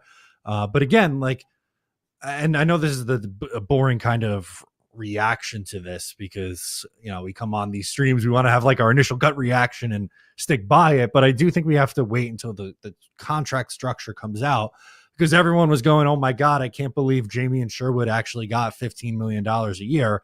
And then you look at the cap hit and it's nowhere close to that in the first 2 years. So let's see how it plays out before we go nuts one way or the other on this one is my thought. Wow. This is just wild. This is wild. Justin Fields. I'm telling you, you know what's exciting about this? Well, the part that I like about it, I gave you my concerns. I said what I was concerned about. I don't know if he's ever going to be a pocket passing quarterback. He gives us some slight hope of that, though. The most exciting part of this, forget about the salary, forget about whether he's the guy for the future, is that he's a guy we could be excited about. He's a guy who gives you a chance to win every football game. Like, yes, there's restrictions right now in his game, right? And that's been very, very obvious and very blatant if you're watching. But at the same time, he could win games with his legs. He's done it. We've watched him win games with his legs. Pittsburgh did have a winning record with him. He was doing good. He lost his job for other reasons. I think they felt that Wilson was less restrictive in what he was capable of doing on the field and opening up their offense more. But the reality is they were winning with Justin Fields. His legs and what he was doing was enough. And he's going to be entertaining to watch. We haven't had a quarterback like this in a long time that makes you say, like, that's going to be, well, Rodgers was entertaining in the beginning when we thought we had Aaron Rodgers, but this is going to be a different kind of entertaining, right? This is a guy that's going to make electric plays, long runs that are going to be super dynamic and fun to watch. That's going to really make us go nuts and be happy. It's going to be interesting. It's going to be interesting to see how many wins he can help get us. They are going to run the shit out of the football next year. Oh, that's their plan. So, who's our guy? Jackson Hawes in the 5th round. Draft him. Find another tight end, and just run a ton of 12 personnel. Breece Hall 20 carries a game. Mix in some Braylon Allen as well. This is going to be a very run-heavy offense. I hope you like the 2009 Jets, because that's what you might be getting this year. Right. I got a Pittsburgh Steelers fan who is blowing up my phone screaming. It's a joke, right? We're not talking to Aaron Rodgers, because I told him, I said, there's rumors that Aaron Rodgers might go to Pittsburgh, and he's flipping out right now. He's saying, that's a joke. That's got to be a joke. He's an old man. That's a joke. He's freaking out, angry, and pissed. So. Izzy Nashty is upset. Fields has been asked since he's came into the league. I don't know, Izzy, I don't know how to tell you this. Pretty much every one of the free agent options available have issues. So they're going for someone with some upside with his legs. But yes, he hasn't been great. He has some issues.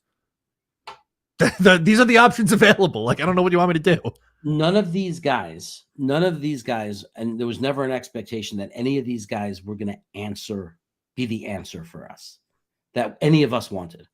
Very few, maybe I think there are a few people that are happy right now. There's people doing cartwheels thinking he's going to be a star. He's only 25. Right. Those people aside, not many people really seriously believe that it's likely that he's our answer. And that's why it's a 2-year deal. And that's why we were able to get him, because there's not many people around the league that believe he's the answer. If he was, he would have gotten a $30+ million deal for 4 years, right? I mean, the fact that he signed a 2-year contract at $20 million tells you that nobody is convinced that he's the answer. I'm with you on that one. Sorry, I missed Dano's super chat. Thanks for pointing that out in the chat. My fault. Ari Fields, I bet that's mainly a beefed up rental, which is kind of what we've been saying here, right? It's a 2-year deal. He's probably going to be structured to the point where, he has a chance to come in and compete for the starting job with Tyrod Taylor. And with the money that he got, he probably has a leg up over Tyrod Taylor this year to be the starter. Oh no. Sorry. Cam Bynum to the Colts. Oh, my dude. All right. 4 years, $60 million. It was the price we wanted to pay. All right. We'll get to that one in a second. That's disappointing. But on Justin Fields, with Jeremy talking about the 2-year deal, does this not set you up for, if you draft a quarterback in 2026, you don't then just have to toss said quarterback into the mix? You could theoretically have Justin Fields start the season for you if need be, and have your guys sit and learn for a little bit like we've been asking them to. Yeah, I mean that's how I've like thought about his two-year tenure. Like in my mind was he gives you the quarterback this year, the other quarterback on the roster to compete with Tyrod to either win the starting job or not, but whatever, because we know Tyrod's not going to play 17 games. He fills that role, right? He gives you a chance to win, probably most people, and I think intelligently so, not as a pocket quarterback, but just as a football player, right? He has helped teams win games because of his legs. And then that second year of the contract, he's that if you draft a quarterback, you don't have to throw that rookie quarterback onto the field. You could still go with Fields in the beginning, depending on how he plays this first season. If he's trash, maybe you let the rookie play. If he's decent, maybe you let him play it first. But it gives you that transition period if you do draft a rookie. I think they're following a pattern that I expected. The other little curveball that I acknowledge that could be there is that they draft Jackson Dart this year.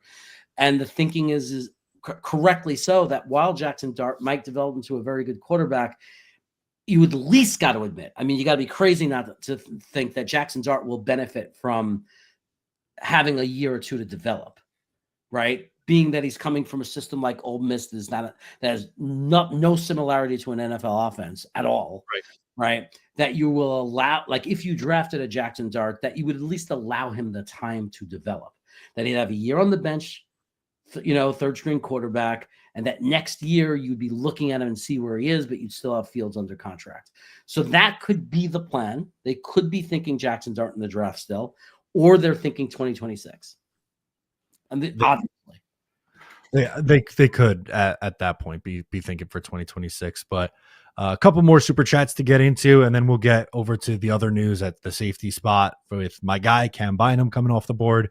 Quarterback coach can teach Fields how to be a running back. Well, they're going to be running the ball a lot this year, so yeah, he's going to run. Hopefully, he develops more as a passer, and that's going to really be the thing for me.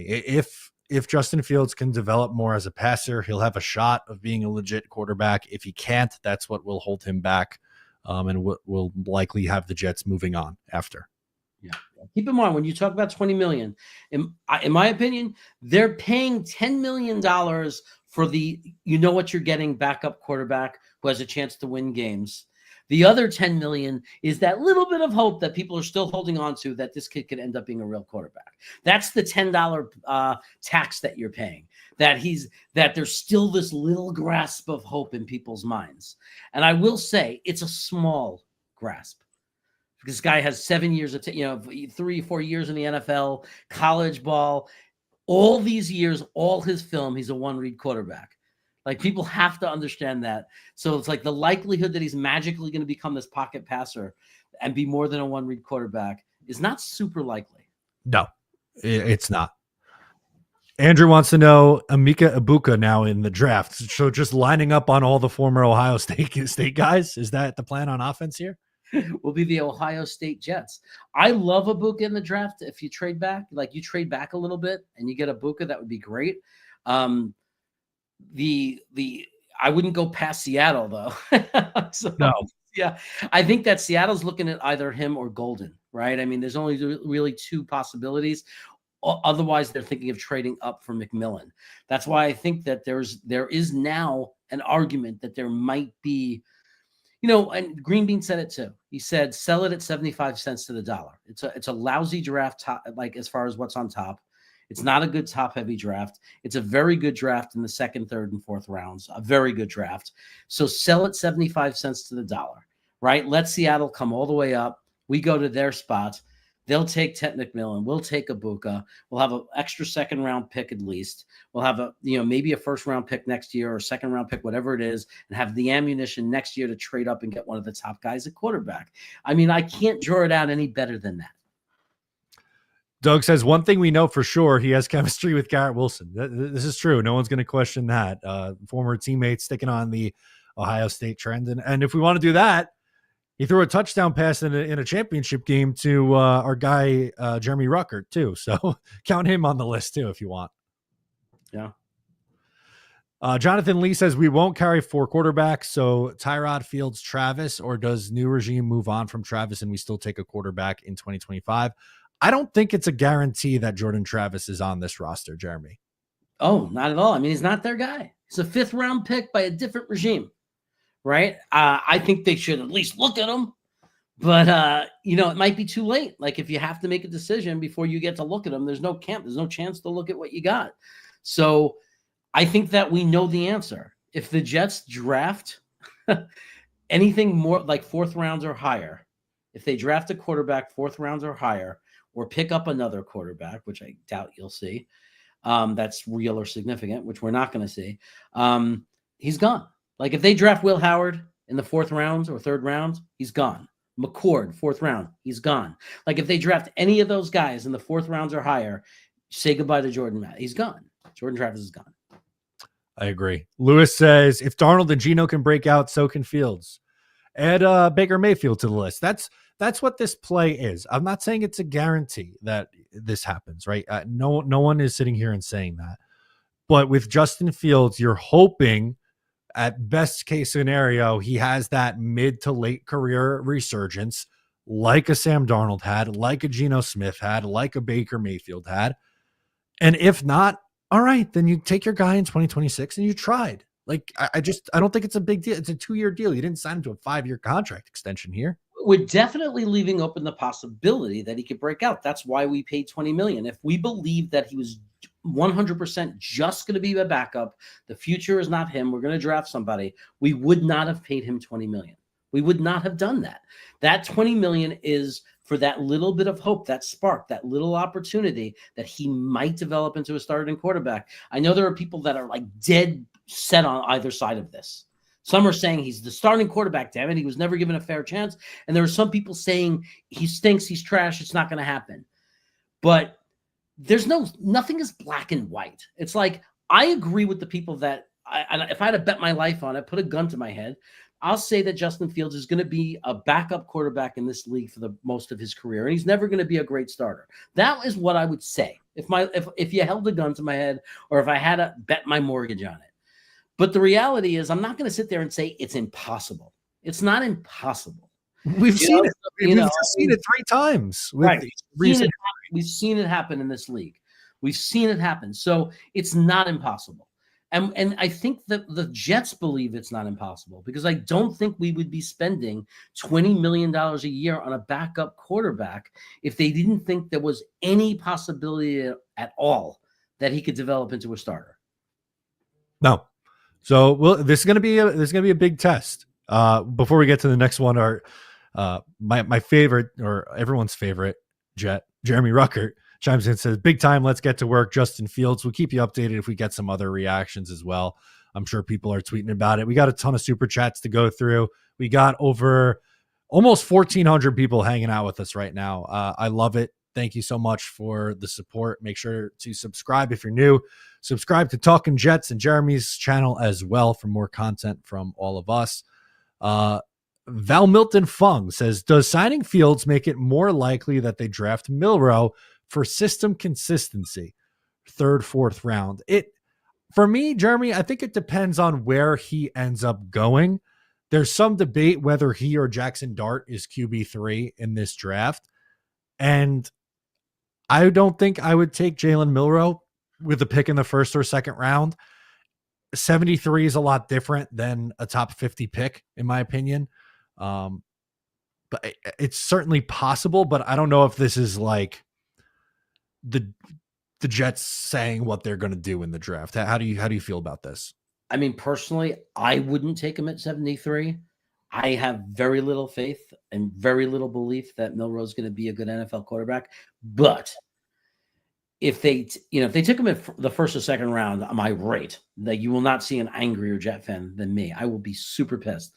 If they used a 3rd round pick on him, it's not what I would do, but I wouldn't be throwing things at the TV. Like it's a little bit more digestible. Okay, they like him. Hope I'm wrong.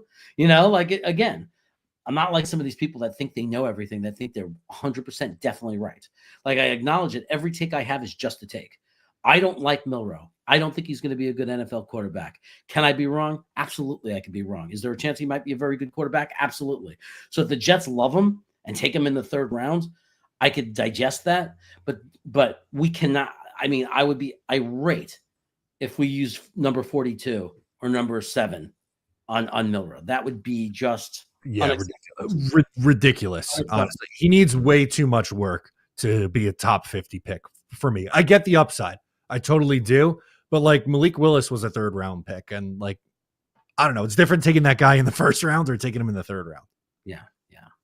I mean, everybody knows my take on this. I desperately want the Jets to be in on the 2026 quarterback class.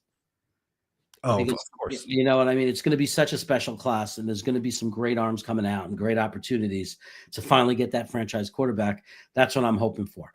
As a Jet fan, am I rooting for Fields to explode and prove us all wrong, or prove most of us wrong? And oh my God, we found the next, outlier guy that magically after 4 years suddenly figures out how to play quarterback.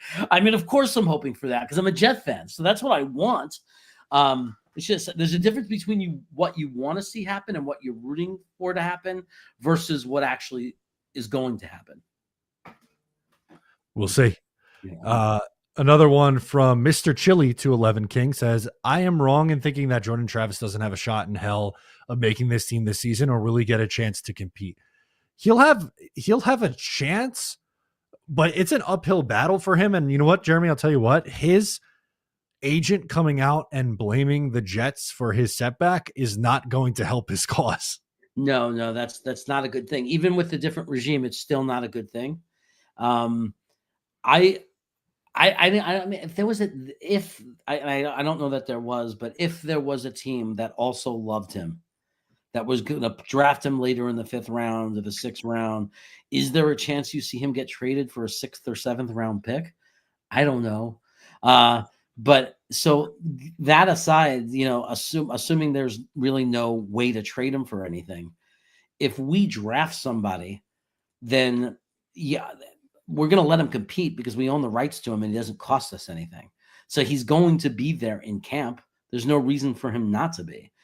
So he'll have a chance to compete, but the odds of him making the team will be incredibly slim if we utilize a top 4 round pick on a quarterback. It is. It definitely is. This one, J Mole kind of goes right into this Jordan Travis thing while we stick on this conversation. Convinced that shot Travis's agent took means he will never be physically able to play.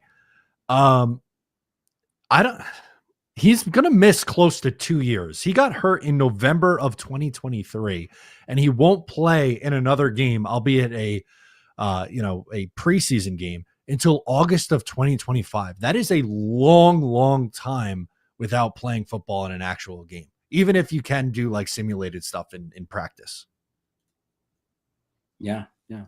Meanwhile, by the way, I got to say, because we forgot, one of your guy, your favorite safety is off the board.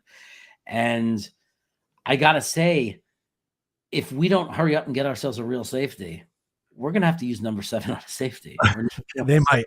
We still, let's catch up here a little bit. We have a couple contracts that broke. We'll get back into the super chats in just a moment here. But good call out from Jeremy on Cameron Bynum, He goes to the Colts on a 4-year, $60 million contract. So $15 million AAV. This was the guy that I really wanted for the Jets at safety. Now, I'm not going to sit here and tell you that they don't have other options. Obviously, they do. Jeremy's guy, Justin Reed, still kicking around. But this is a big loss to the market. And you're right. They're going to have to act soon at the position. Who do you think it should be at that safety spot? Well, my guy is Reed from Kansas City. Jeremy Shin is okay with me. And there's one other guy I'm forgetting. I mean, there's still like 3 guys out there at least that would all be digestible and fine, right? I mean, it's who am I forgetting? It's Jeremy. Which would be great to have another Jeremy on the team. This one, hopefully that pans out. And then, Hufanga went to the. Did Hufanga go to the Broncos officially? That's probably another one. yeah. Oh, but I thought there Oh, was Holland, Javon Holland. He hasn't got signed yet.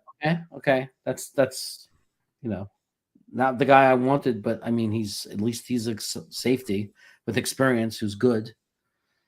I thought that we would be much more serious about safety because of the scheme that Wilkes runs, right? I thought that, the way he runs the defense, you rely a lot more on your defensive backs because he blitzes more and he does some things that really requires you to have safeties back there that you trust. So I'm a little surprised. I really thought we were going to come out swinging for safety, but I'm also a little still in shock that that it's actually real and that Justin Fields is the Jets. There is some serious steam right now. Connor Hughes saying Aaron Rodgers to Steelers might be done sooner than expected. So wow, we might get some news on Rodgers going to Pittsburgh while we're on here on the show. So we'll keep an eye out for that too. There's going to be a lot of people. Like I could, if he goes to Pittsburgh, there's going to be a lot of people that are going to say, "Oh my God, we traded A-Rod for Justin Fields," and that is not going to. That's going to be painful. Like we're going to watch it. We got 1,300 people in here now to start ripping that. But like that's not going to be pretty when people start saying A-Rod for Fields. It's coming, Jeremy. It's like. And it's hard to argue. It's really hard to argue. We got a few more super chats to get into. We'll keep you updated, locked in on this news that's coming out in free agency. Thank you so much. Andrew says draft Boise State running back. I'm not taking Austin Jeanty. Great player, but don't take a position where you have three guys already in Breece Hall, Braylon Allen, and Isaiah Davis. If we had no needs and we traded Breece Hall, like let's say they moved on and traded Breece Hall because they can get, somebody was willing to overpay for him, and you say, well, we got Braylon Allen and Davis, and they look pretty good, and it's a great draft class for running back, and we could draft a guy in the 4th round, and have a pretty good running back room, and then what are we getting for Breece Hall? Like if anybody who's on that train, if you agree with that, fine, but without trading Breece Hall, it absolutely makes no sense to draft a running back. I mean, we got 3 running backs and we have so many needs on this team, and we're not going to fill them all right now in free agency because even if we sign a safety, we still need another safety. We still need a right tackle. We still need 2 wide receivers. We still we need tight ends. We need 2 tight ends. Like we have a cornerback too. We lost a receiver. A receiver just left the market, so I'll hit a breaking news soundbite as Diami Brown is off the market. He goes to a 1-year, $10 million deal for Diami Brown. That's more money than I thought he was going to get. Wow. So this market, these guys are getting paid, man. The Jaguars love to pay big money overpay for wide receivers, don't they? You are so right. Christian Kirk is probably the best example of that in recent years. Yeah. I mean, we have some serious needs on this team, man, and the draft is only going to get you so much. Luckily, it's the kind of draft where all the way into you can get there are some positions you can go all the way into the 3rd round and get day 1 starters, and even in the 4th round there might be some guys there like tight end 2 or something like that in the 4th rounds, based on who we get as the tight end 1. But man, this is. There's going to be some positions that are going to be neglected where we're going to have some people very unhappy. Like we're going to have a very unhappy fan base somewhere on this team and on this roster, because I just don't see that we have enough resources left to fill all the holes on this roster. No, it's not going to be possible. City Bert says worst case scenario, Fields can return punts. This is nasty work, guys. Come on, returning punts back there. I think he's going to be a little bit better than that, right? I mean, people are forgetting. There's some entertainment value in this kid. Like it's not like he was just like a disaster every game.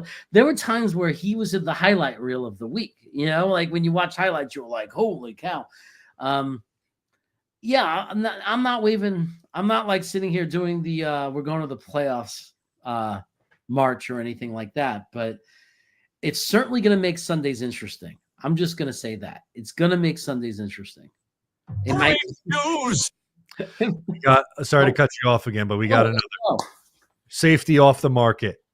No. Hufanga is on his way to Denver. That one's been rumored for a while, but becoming official that Talona Hufanga, who was with the San Francisco 49ers, had one of his better years with Steve Wilkes as its defensive coordinator in 2023. Another safety off the board, Jeremy. I'm not hitting the panic button, but I'm a little bit worried about what is going to be available on the safety market for them. Yeah, it's starting to thin out. The safeties are starting to fall. This is where we need to make a move. More important than the quarterback. I was more of because that, Fields, okay, fine. But that we knew was a bridge temporary thing. We knew that wasn't a real long-time solution. But safety, we need something. You need to have a safety out there. Otherwise, who cares who you get as your backup quarterback if you don't have anybody on your defense? You have so many holes. So, by the way, to New York Jets fan 4, I'm not forgetting anything. He's acting like I'm sitting here ringing the bell for Justin Fields. I'm saying that he had some good highlights and there were some interesting things about him. And if you can't admit that, then you're a little too far gone on the other side. Like, you need to take a breath and breathe, right? Yeah, he threw 160 yards a game, but he rushed for 100. And I'm not saying that's what I want in a quarterback, and I've made it very clear it's not what I wanted in a quarterback, but it certainly was enough to win and help his team win some games if you could play some defense. And in order to play some defense, we're going to need to find a safety. So let's focus on that. The Justin Fields thing is done. It is what it's going to be. It was an expensive way to burn to spend $20 million, but it just is what it is. And now we have to focus on, if you're going to have any chance to win games with Justin Fields, you have to get a safety. And I think we just lost one. Breaking news. Not a safety, but a wide receiver comes off the board for the New York Jets. Joshua Palmer, one of my guys. He goes to the Buffalo Bills. Always a division rival. Jesus. Yeah. 3-year, $36 million deal, $18 million in guaranteed money. Another one that's a little bit more than I would have thought, but that's kind of par for the course right now. That's a rich contract, man. That's a rich contract. Yeah, 36. Wow. That is $12 million a year for Joshua Palmer. These receivers, man, are going to get some big. What is Darius Slayton going to get? $18 million? Oh my God. Yeah. He's going to be and we're not going to be able to pay him. No. They're not going to be able to pay him.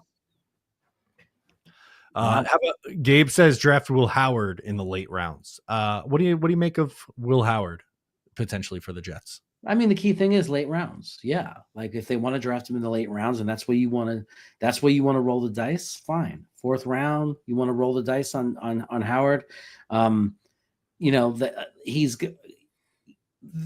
did this stat a million times. I did it myself, so I know it's not something I'm relying on. I wrote down every quarterback drafted 3rd round or later since the year 2000. And everybody names the 5 guys, the outliers, the 5 guys who were drafted after the 3rd round or later that became good quarterbacks or, really good quarterbacks since the year 2000. But everybody forgets about the 100 that missed. So it's a 4%. Right. Any guy you take, any of these guys, everybody's throwing out there, 4th round, McCord, whoever you like.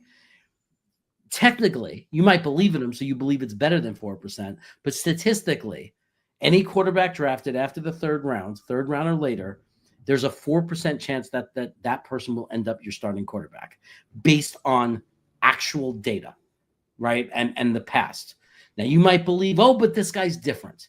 So you can't use that data. It means nothing because I love the player. I'm just giving you a fact. Will Howard would be as good as anybody. If we took a 4th round quarterback and it was Will Howard, it would be, in my opinion, as good as any other quarterback we might take in the 4th round. I like the kid Tyler Shout. I can't say from Louisville. I like him if you're going to do a mid-round quarterback. I know he's old. He's going to come in at 25, 26. But in my mind, you're rolling the dice anyway. You're taking a wild shot at somebody.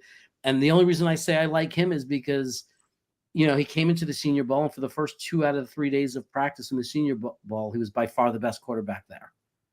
Okay. You know, he's better than Dart. He was better than every quarterback there. 2 days of practice. It was practice.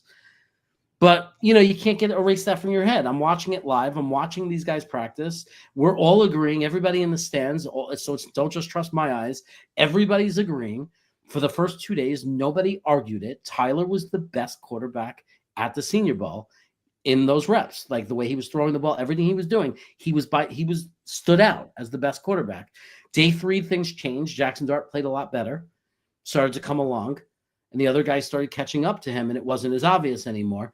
But I would, you know, whatever they want to do at 4th, if they want to draft Will Howard in the 4th round, whatever. It's like, but understand it's just rolling dice. You're taking a shot, and it's a low percentage shot, by the way, but pick your favorite mid-round option. I just don't have a ton differentiating from, like, I don't know, quarterback 3 through quarterback 9. Like, they're kind of all in that same tier for me. Yeah. Blitz Crew, super chat. Red flag with Travis. With that much time out of football, look what happened to Deshaun Watson with his fall off, and he was at a much higher production.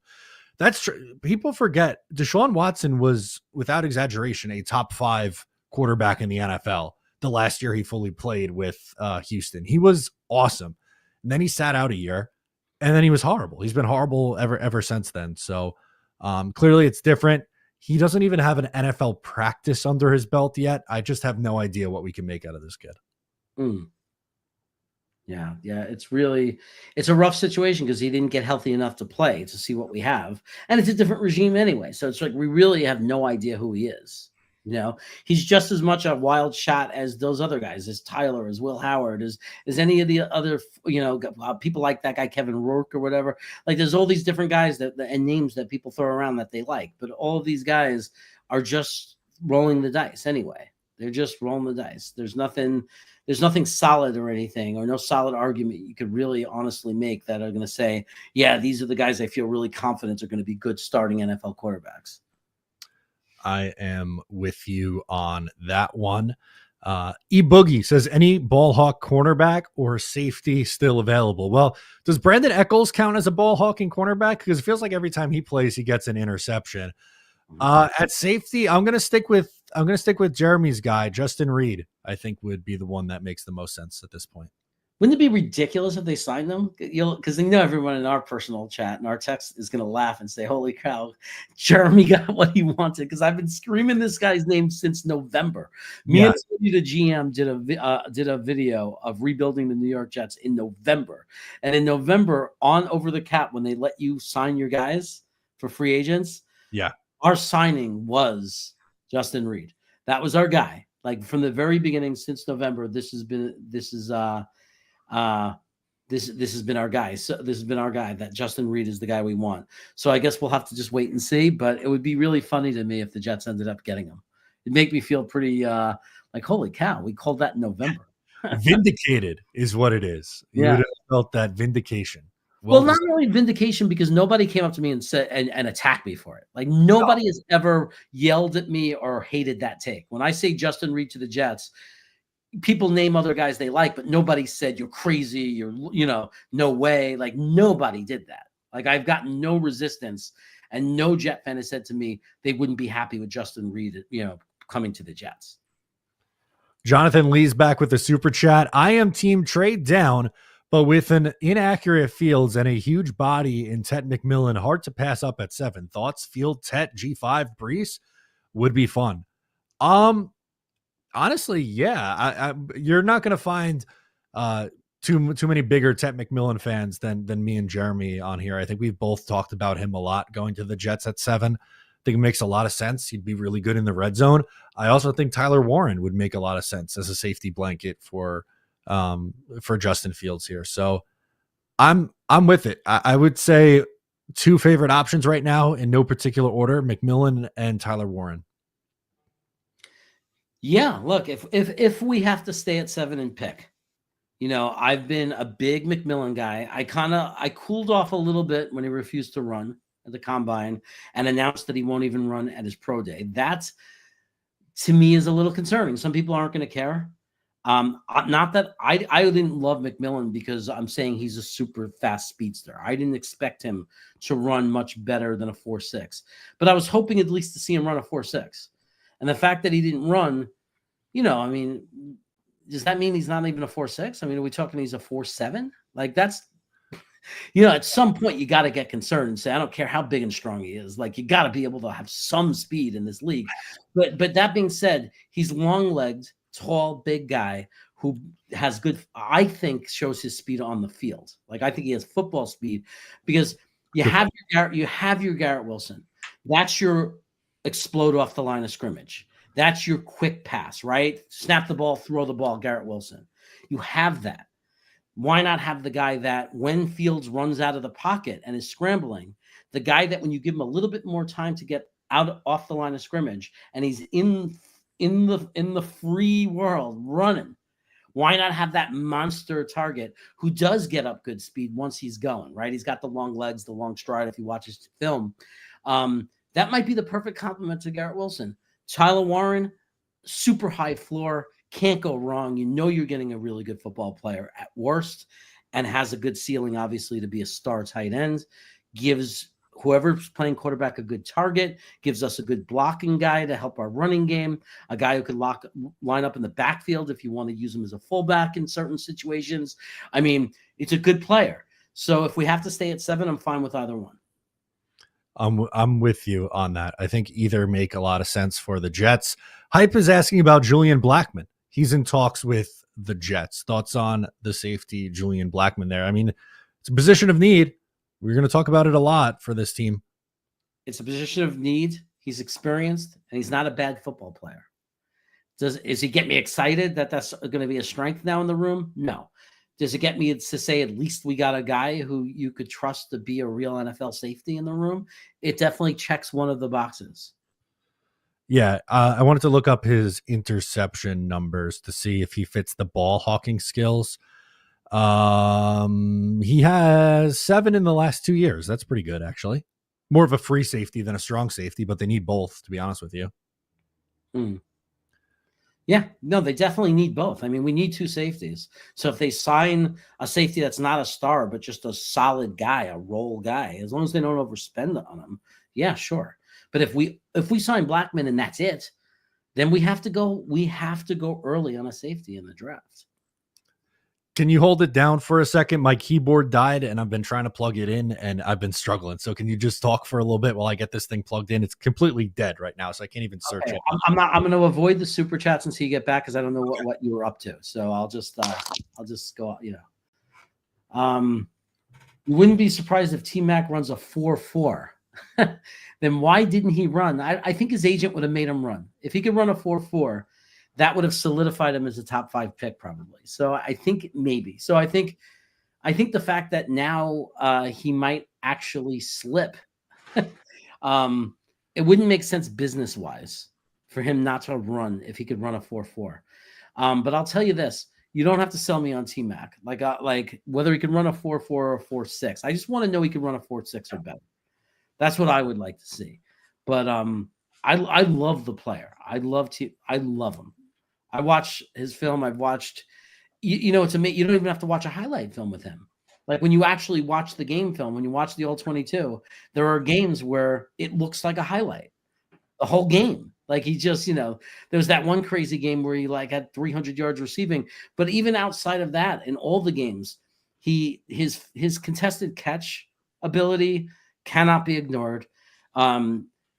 It cannot understate the importance of having a red zone wide receiver who you could just throw it to the corner.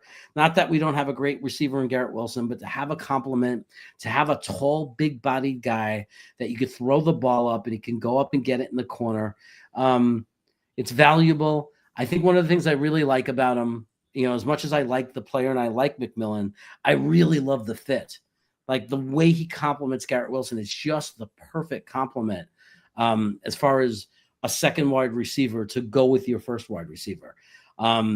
So also when you look at the value of the pick, this is not a year where you have 5 wide receivers in the top 15, right? This is not the year where there's a handful of guys and, take your pick, who you're going to get. This is a year where there's only one guy projected, and that's just McMillan. Then you go to Ibuka or Golden. There's debate there. I think most Jet fans like Ibuka. I hope I'm not butchering his name too bad. You have Golden in there. And then I don't even know if there's another guy outside of that gets drafted in the first round. Somebody correct me. I mean, maybe Travis Hunter, if you're looking at him as a guy you really believe is going to play both ways. But we all know he's gone in the top 3 picks or 4 picks. So doesn't even make sense to talk about him.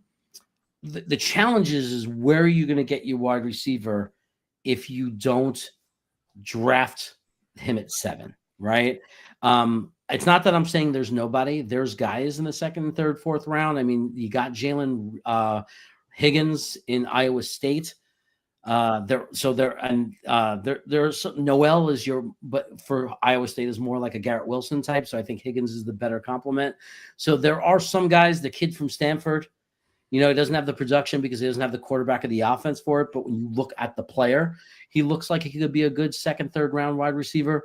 But I don't like Luther Burden because he's built like Malachi Corley. But you're right, Jonathan. He's a first rounder. So thanks for pointing him out. But Luther Burden is not my guy, personally. I don't want another guy built like a running back. Like we already have Malachi Corley. But, I see Trey Harris up there. He could go late in the 1st. But that would be only because of the year that we're in, right? He wouldn't normally be a first-round wide receiver. But because of the shortage, there are some guys we can get in the later rounds. But I just think compared to other positions that McMillan makes a lot of sense based on value. Thank you for holding it down. I was in a panic because like the USB part of the charger, I was trying to plug that in and like it's crimped a little bit and it wasn't going into the hole. Right. I was like, I'm just not going to have a keyboard, I guess, for the rest of today. And I was looking for a keyboard and finally was able to get it to plug in. So we are good. The keyboard is charging up. We'll be ready to go for later on. But let's get back to the super chats, and then we'll take a look and see what else is going on around free agency. Dano says, thank you for giving us a show that is free of nonsense. Well, we do our best, but it's hard between Jeremy and I because we like to have fun here as well. But we love talking ball even more. Yeah. It's so hard to not start talking about pizza. But I do that on another channel. That's why I don't have to do it anymore, because I have another channel to release that energy. Brooklyn Bros, give it a sub. My favorite video, we talked about it when we were on with our guys Snowball and Johnny. Your video of the review of the Long Island staple All-American burger is an all-time favorite video of mine. That's one of my favorite reviews because when I lived in New York before I moved, there's a couple of famous places in the city where you got burgers, but other than like just going to 5 Napkin, or I lived near Shake Shack before it became a chain and went to crap and it was actually still good. Other than that, there wasn't that much to be excited about. And I had no idea that this place existed. I went to Stony Brook, but no one ever told me about this place. And guys, it's on Brooklyn Brothers Food Review. There's a review of All American. And I got to say, Long Island, I think that's my favorite hamburger place in the entire East Coast, hands down. It's tremendous. Perfect old school burger joint. Shout out Massapequa, Long Island on that one. Blitz Crew. Ted McMillan sounds like a Keyshawn. I would sign up for Keyshawn Johnson on this team. Just throw him up the ball and let him go get it, man. Yeah. I mean, I hope that he's as quick as Keyshawn, as athletic as Keyshawn. I think there's something very, very special about McMillan that I love when I watch. He's one of the early guys. As soon as I got, I still had my access to all 22, but the guy that I get my access from doesn't start really putting the new stuff up there until December. That was the first thing I watched. As soon as it was up and he had McMillan stuff up there, and I like it, man. I like it. The kid there's something special about him. The way he goes up and gets the ball, he makes people fall. They can't, like, there's so many plays where the cornerback is nowhere because they fell. Like he's physical. Like if you try to press on him, he'll knock you on your ass. I just like him. I like him. I think there's something special about him. But I will acknowledge he has a low floor too. Like he's one of these guys that I think has a really high ceiling that I think could be really special. But I could also see I could see being wrong. Like if he doesn't have that speed, I could, and he doesn't play against the elite competition, playing out in the Pac-10. I could see the window for me being wrong, but I really want to take a shot on this guy. I think he could be special. Well, Drake, does it make you feel any better that Drake London, also from the Pac-10 and USC, didn't run at either his pro day or the combine? A little. I mean, how do we feel about Drake London? Like, would we be happy if he turned out like a Drake London? If he turned out at that level at 7? I mean, if you're happy with that and say that's fine for a number 7 overall pick, then I guess it does make you feel better. Like, I mean, there are guys that you can compare him to that, you're not so concerned about speed. I mean, the kid from Tampa, right? Michael Evans. I mean, there are players there that are just great because they're big, strong receivers and not necessarily because they're super fast runners. And I do believe that McMillan's speed, whatever his speed is, I do believe he's a guy who can create space. There's other ways to create space other than just only being faster. I'm with you on that. 1,200 receiving yards and 9 touchdowns for Drake London this year. Pretty nice for I take that. I take that. Yeah. So if he could turn out into that, and you have to understand that, the funny thing is of course we'd love it, right? We'd love to have 2 receivers go over 1,000 yards. But the reality is, if you sign Garrett Wilson, if we extend him and he's our long-term guy and he stays, which I hope he will, McMillan doesn't really have to, numbers-wise, be this guy that gets, it would be nice, but he doesn't have to be this 1,200 yard, 90 plus reception guy if you have Garrett Wilson, because you're asking him to be your number 2, your WR2 to complement Wilson. You want him to be a top 3 WR2 in the NFL though, because you're using a number 7 pick on him. But again, put some salt on that number 7 pick, because this is a weird year where we don't have a lot of elite talent up top. So you're going to have to take what you can get. So I don't know, man. If McMillan is anything like Drake, sign me up. I mean, that would be really nice for whoever our quarterback is going to be in the future. So Drake London, his first year in the league, 72 catches, 866 yards, 4 touchdowns. Then 69 and 905. Then had the 100 for 1270 year. But if you're getting like essentially 900 yards a year from your number 2 receiver and like 5 touchdowns, I think you sign up for that every day. Yeah. And if he could hit 8 touchdowns, even if he's at 800, 900 yards, but 8 touchdowns because he becomes that guy in the end zone for us in the red zone. Yeah. I mean, you gotta remember what you're asking for, what you need, and what you want in a player. And when you have Garrett Wilson on the team, it's really hard to say, oh, now I expect you to go out there and get 1,500 yards receiving and 10 touchdowns when Garrett Wilson is on your team. And right now you're built to be a running team. Chopper Rocker says, get Arch Manning in 2026, no quarterback this year. It's not even a guarantee that Arch Manning comes out in 2026. He could. Kind of hope he does, because that just makes the draft class even that much deeper. But even in addition to Arch, there's some good options out there. I mean, Drew Aller was one, Garrett Nussmeyer's another name, the Clemson quarterback whose name I'm blanking on right now, but there's going to be probably like 4 or 5 quarterbacks that go in the first round next year, I would think. Yeah, no, there's some really good ones that nobody's talking about yet, because people are saying, who other than those 2? They're coming. I'm not going to start talking about 26 yet, but I promise you there's going to be, you're right now people screaming excited about Milroe and Dart and Howard. Oh my God. Can you imagine what it's going to be like next year? Wait till you see the guys that are coming out. There's going to be a lot of good quarterbacks coming out. Arch Manning has to have a good year, right? Like, we're all just assuming, Arch Manning, top 5 pick. It's like, he hasn't really played. What has he played? 20 reps? Like, can we wait until he plays a full season and see how he does? Because he wouldn't be the first 5-star recruit, big hyped up quarterback to go to a big college, big school and suck. Because it happens all the time. You just never hear about them. And because his name is Arch Manning, we all know about him. But there are big misses on 5-star recruits at quarterback and in every position all the time. So I would say let's wait until he actually goes on the field and does it. J-Boy gifted a membership. Thank you, J-Boy, for hanging out with us and gifting a membership. It's very much so appreciated. Maybe Jeremy, we use this as a little bit of a reset. We've been talking a lot of Justin Fields, doing a lot of super chats. There's been a couple of free agent moves that have happened, not really anything relating to the Jets, but Grady Jarrett, defensive tackle, goes to Chicago on a 3-year, $43.5 million deal. That's a pretty big one. You saw the Jaguars sign interior offensive lineman Patrick McCarry. A tight end, Luke Farrell, is the first one to come off the board at 3 years, $20.25 million, which is about like a little over $6 a year. Wasn't really a name that I think any of us really linked to the New York Jets, so not really much of a concern. And Josh Sweat goes to Arizona, from Philadelphia to Arizona. Wow, nice. Nothing that hurts us too much. So we're just still sitting here waiting for our safety.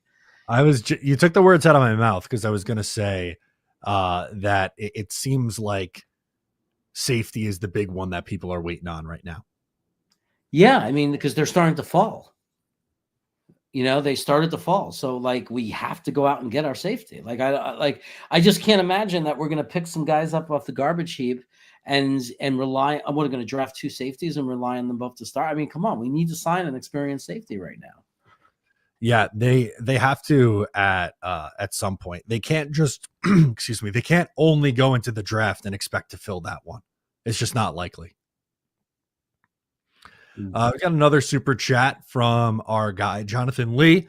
Do we have any rookie safeties that we like more than others? Matt, you're a Texas guy. I'm a Clemson alum. Thoughts on Makuba?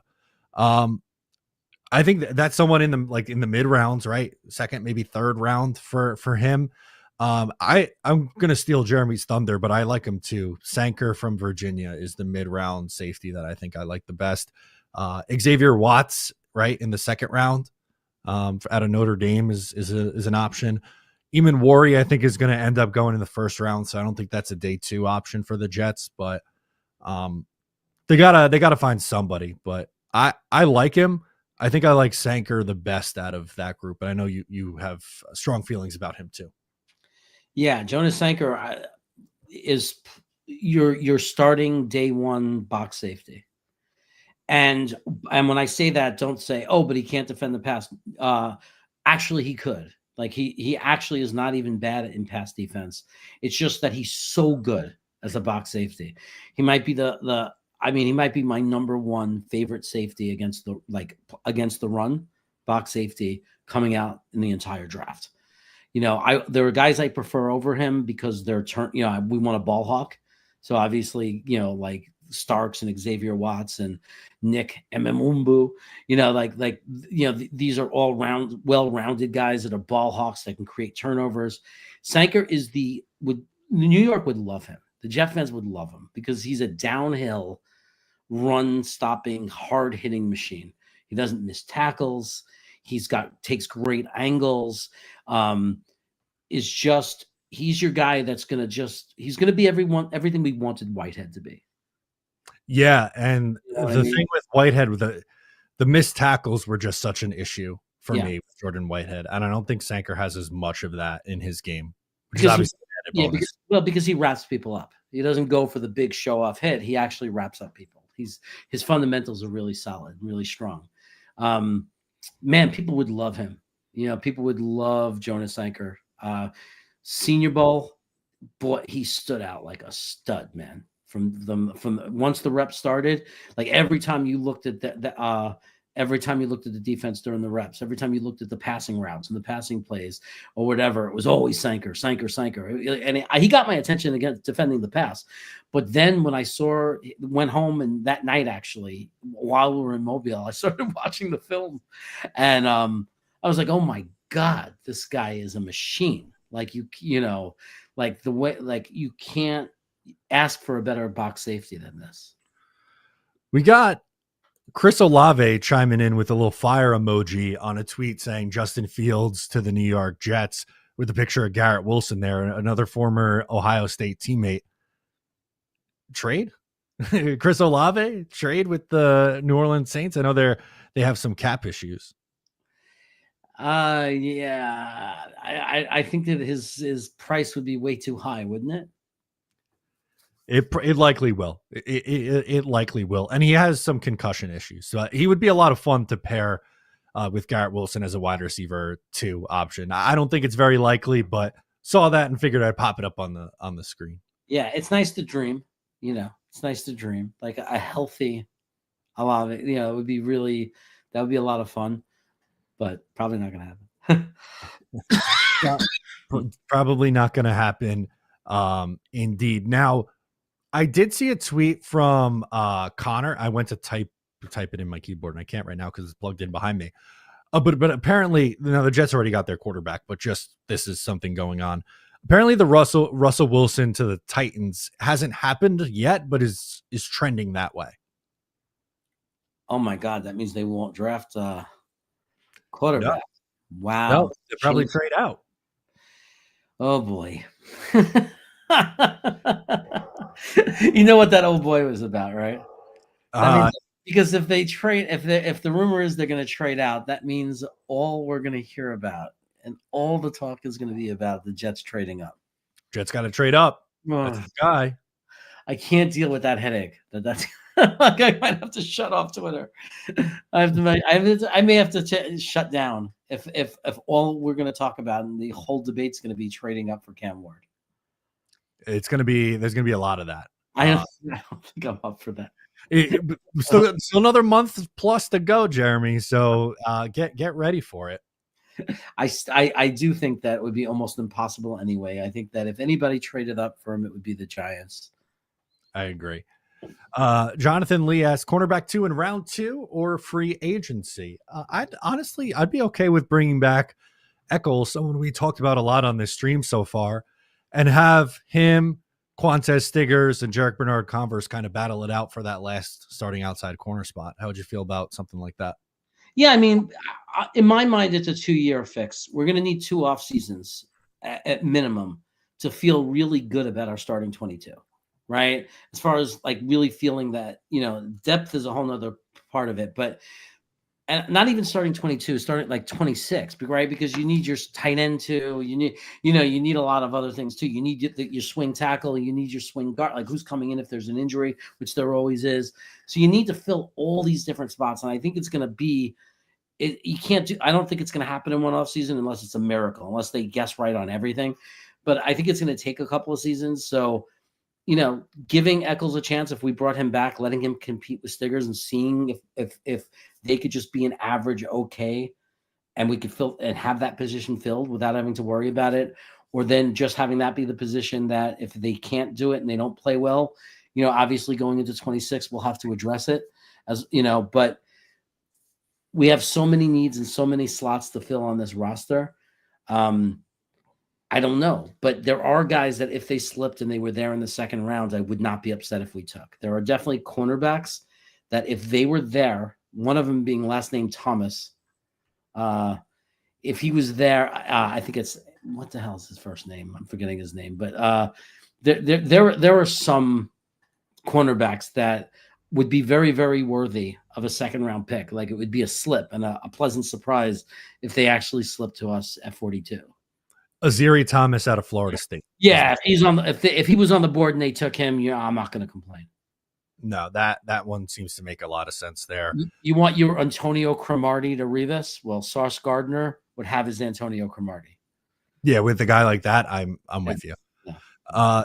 We got another one. Take Kevin Winston in the 3rd round. Kevin Winston is out of Penn State. High upside, did get hurt this past year. But if the medicals are good, I know a lot of people are going to be excited about him entering the draft.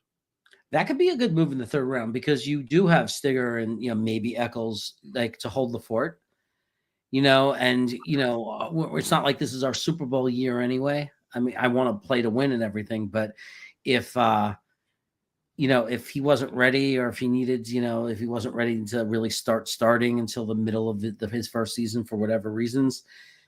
He has a lot of upside. He could develop into a decent CB2 in the league. So that could be a very good value pick. You get yourself a solid cornerback too in the 3rd round.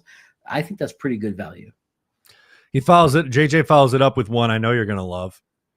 I want Will Campbell in round 1. Yeah, not what I want. No, I think he's going to be a guard at the next level. So I wouldn't take him 7th overall. He'll get a chance at tackle. Because because he's probably going to get drafted almost definitely in the top 10, which means whoever's drafting him is drafting him as a tackle, because you're not drafting a guard as a tackle. But what you're doing is you're drafting a guy as a tackle with the comfort of knowing if he doesn't work out of it as a tackle, he's going to be an all-pro guard, because as a guard, he's the number 1 guard on the board, right? So taking a shot at him as tackle, you can justify it maybe in your head because, well, if he doesn't work out at tackle, he's going to be a fantastic guard. He's the best prospect in the draft as far as, offensive guard. Tackle, it's rolling the dice. I mean, like we said, 9% of the starting tackles in this league have the arm length or width that he has, the wingspan, right? That is something, it's very real. It's proven real. Only the outliers. And out of those outliers and out of those 9 tackles, the list that I saw didn't look that impressive. So none of them would have justified a number 7 pick in the draft. So what you're gambling on is more than just, will Campbell be a good tackle? You're gambling that he's going to be this crazy outlier, that he's going to be the only tackle drafted right that would be playing in the NFL that would be worthy of a pick number 7. I mean, the guy did not measure in, and I want to say it was even before. I didn't want him before the measurements came in at the combine. I want to make it very clear. I was down on him as a tackle just by watching the film. I know a lot of people, All-American, they watch the highlights. As a run blocking tackle, he pancakes people. He's amazing. We have to have him. Watch the film and watch him in pass blocking. And suddenly it's not the same story. Right. And I think that if I'm taking a tackle at number 7, he can't be a one-dimensional player. Like, I want a tackle that does both. I want a very good pass defending, pass blocking tackle that also can pancake people on the run. You're talking about right tackle. Number 7 on a right tackle better be the best right tackle in the NFL or one of the best. And Will Campbell, I cannot see a guy with arms that small being able, and what I'm seeing on the tape where you see him being a victim of it, developing into a guy that's worthy of a number 7 pick. I can't get my arms around it. So I'm going to go back to the super chats in a second, but I saw a tweet from Will Parkinson that maybe we'll put our minds at ease a little bit with the Justin Fields contract, right? Because I saw a lot of people say that's so much money for a guy like Justin Fields. How can you possibly dole out that kind of cash?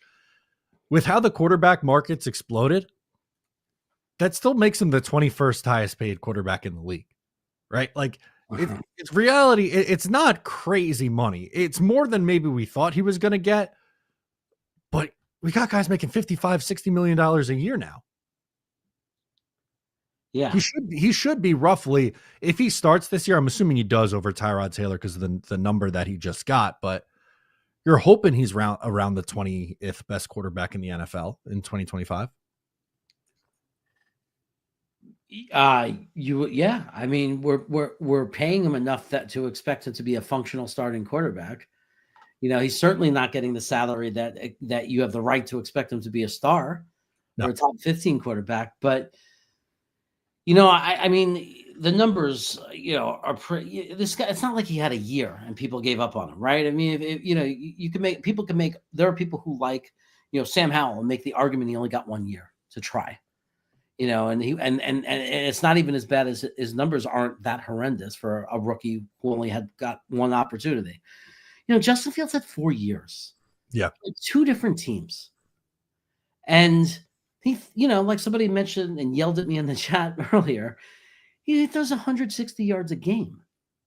Yes, he runs for a lot of yards too, but I don't know what the expectation for him should be. Like it's not like he only played 1 year in the league and you're like still thinking there's all this potential. It's been 4 years and he's still one read and runner, or check down. Like he's still like you can't show me a lot of film or valuable film of him dropping back in the pocket, staying in the pocket, going through progressions and being a quarterback. And that's a problem. Because not many teams win or go very far if the quarterback can't at least be average at that. I'm not saying your strength could be mobility, You don't have to be the greatest pocket passer in the NFL, but I mean, how many quarterbacks have a lot of success if they can't even drop back and do it at all, even at an average level? To me, it's a long shot we're taking here. It's a dart throw. It's a dart throw is what it is. We do have some breaking news for a former New York Jet. Breaking news. Will you believe me if I told you, Jeremy, that Chuma Doga's still kicking around? He got signed by the Jacksonville Jaguars. He started 10 games last year. He started 10 games the past 2 years with Dallas. One of Green Bean's guys. Green Bean loved this guy. Chuma. Loved him. Never thought he got the right chance. We always said if he's not doing it at guard, at tackle, move him to guard. And I think Dallas did some of that. He was playing guard a lot as well. And he's better than Wes. And that's what I'll go to every time. When you want to add on, not to pile on the mistakes that JD made, but what the hell was last year going into last year with Wes as our backup center / guard? There were so many ways to upgrade that, and it's just baffling to me that he didn't. No, he definitely didn't. I just can't believe he's still kicking around in this league. It feels like he's been around forever as a backup but good for him. He's carved out a role here. Found a way to make a living. He's a good guy too. So when the small interviews I saw with him, he always liked him. So good for him. I hope he's able to make a living and feed his family and secure. I only wish the best for a guy like that. Absolutely. Colin wants to draft Starks at 7 and then take a tight end in the second round, sign wide receiver in free agency. Starks at 7's a little bit rich for me, but I'd understand if they went that route with how the safety markets played out and how much of an emphasis we've seen Aaron Glenn put on that position in the past. Yeah, look, if nobody wants to trade up, we're going to have to – it's almost anybody we pick at 7 is going to feel rich. Right? Unless a miracle happened and someone fell that we don't expect to fall. Anything at 7 is going to feel rich if we don't get to trade down, in my opinion, in this draft. So, you can make as much of an argument for Starks as you can for Warren or for Ted. I mean, if we don't sign anyone, it's a serious position of need. And but it is rich for him. I would much rather trade back to 12, 14, 15 even and draft him there, because if you don't draft him there and he's gone, it's okay. Take Nick, because who's arguably as good as he is, and should, some people's board, they have Nick as, the number 1 safety. So, if we're going to take a safety, I would obviously rather trade back, get some more draft capital and then do it. But the reality is the reality. And if you can't find a trade partner, we're going to have to take a guy at 7 who wouldn't be worthy of a number 7 pick, most likely in most years in other drafts. But I'll tell you what, if we drafted him at 7 and he became a stud, all pro safety, no one's going to complain. Mm-mm. No, absolutely not. So I wouldn't rule it out. I'm not saying it's probably their top 2 options, but we don't know. We don't know. Maybe they will go into the draft with that as a major position of need and something they want to do. Blitzker's back and says re-sign Eccles to compete for cornerback 2. Max comp picks. Yeah, we got Green Bean foaming at the mouth at comp picks.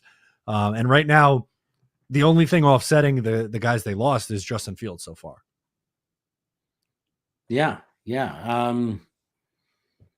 Man, if you resign Eccles, the nice thing about that is that doesn't hurt our draft comp picks, right? Like the comp picks, free agent comp.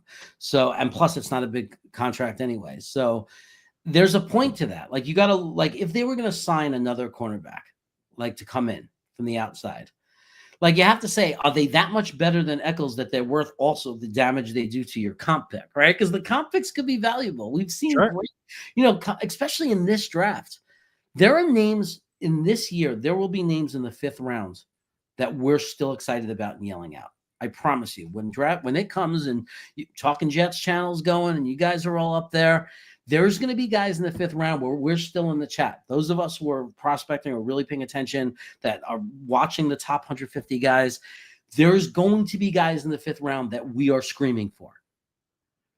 They really will be. I don't know who it's going to be. It could be Miles Frazier, who could slip, and it could be we were just talking about him before. shoot, the For what? a guy who could slip, Jonas Sanker, like Oh, in the 5th round. Like there are guys that can slip. There are guys that can slide, and every year there are guys who slide into the 5th round because there's only so many guys that could go in the first 5 rounds. So, yeah, I think that if we're able to get a guy, in the draft that way and not sign as many free agents and get those extra comp picks and utilize those comp picks in that way and find that guy with a comp pick in the 4th or 5th rounds, then you're very happy that you used Eccles and didn't sign in the guy you thought was a little bit better from some other team. Absolutely. JJ's back with another one. He says, Fields sucks ass. At least the tickets will be cheap. Well, I don't know. The quarterback play that they got a year ago, I don't know how much different it's going to. Well, it's going to be different stylistically, but I don't know if you think that the Jets were going to be 11 win team with Rodgers in 2025, and now are a 4-win team with Justin Fields. I don't know what to tell you. Yeah, in a way, that's why it's not as much of a punch to the stomach, right? Because, I mean, Jake Asman already made it very clear, right? Like in my mind, like when he said it, like what the Jet fans were feeling when they decided to move on from Aaron Rodgers. He went on and he said, get ready for a 4-win season. And I think all of us, whether we completely agreed with it or not, knew that there was truth in that statement, right? We all knew it very well could be a 4-win season. So getting Justin Fields doesn't make me think, oh no, now we're only going to win 2 games. It doesn't inspire tons of confidence that, oh no, we're definitely going to win 7 to 9 games. No way. But I'm kind of in the mode of, wondering if we're going to be able to win more than 5 games anyway. So I that's why I think it's not as much a punch in the stomach. And it's more for me just, well, maybe at least we could be entertaining. Maybe at least we could be interesting and bearable to watch. JETS for life is in on the fun. Says Fields numbers have progressed over the last 4 years. It is possible. LOL. Look, I don't know if I had to bet today, like Jeremy was saying earlier, I don't think Justin Fields is the long-term answer for the New York Jets. Do I think he could come in and run an okay offense, and you evaluate the roster, you set your culture in year 1, and you improve off of a 5-win season from a year ago? Remember, the Jets won 5 games with Aaron Rodgers at quarterback a year ago. Can they find a way to win 7 or 8 games this year and you feel okay about the direction of the franchise? Is that enough in year 1? For me, it is. I just want to see a tangible step forward than a year ago. We know that we could win 7 games or more with a worse quarterback than what Aaron Rodgers was last year, because we saw it the 2 years before that or the year before that. Right. We had terrible quarterback play and we won 7 games. And then we went with Aaron Rodgers, had our best quarterback statistically year, 3rd best statistical year ever in our history. And we won 5 games. Now, yes, there were kicking issues and defensive issues, and there's all kinds of explanations for that. But I think the reality is quarterback's not the only position in football, because we saw when we finally got what arguably a good year from a quarterback, statistically, you can't argue anything else. We still only won 5 games. We found a way to still lose 12 games. So the same is true if, we've seen bad teams. I mean, teams with bad quarterbacks or teams with not so great quarterbacks. We've seen them win 7, 8 games. Is there a way? Yes, there's a way. The way is we're going to be a really good running team with a really good defense. That, to me, that's the way. Like you take a lot of pressure off Fields, you ask very little of them, and you play very good defense. That's got to be the way. And to go back to just these 2 comments, very contrasting, but honestly, just taking a look at, Fields sucks ass, and then into Fields, progressing over the last few years. The 2 other names the Jets were kicking around at quarterback, Carson Wentz and Marcus Mariota. If I had my choice between Marcus Mariota, Carson Wentz, or Justin Fields, I think you have to take your chance on Justin Fields, because he hasn't been good enough through his first 4 years in the league. I don't think anyone's going to tell you otherwise. Maybe a few will, but I'm going to shoot you straight and say he hasn't done enough through his first 4 years in the league. That's why he's going to be on his 3rd team in year 5. But I'd rather watch him than I would Carson Wentz or Marcus Mariota play the position. There is nothing this team could do this year keeping Rodgers. If they kept Rodgers, the other half of the fan base would have been irate. There's no player we could have gotten where the majority of our fan base wouldn't be up in arms, pissed off. There was no option. There was nothing that could have happened that would have made everyone happy. There's a million different things that could make some people are happy. Some people are happy Fields is the quarterback, right?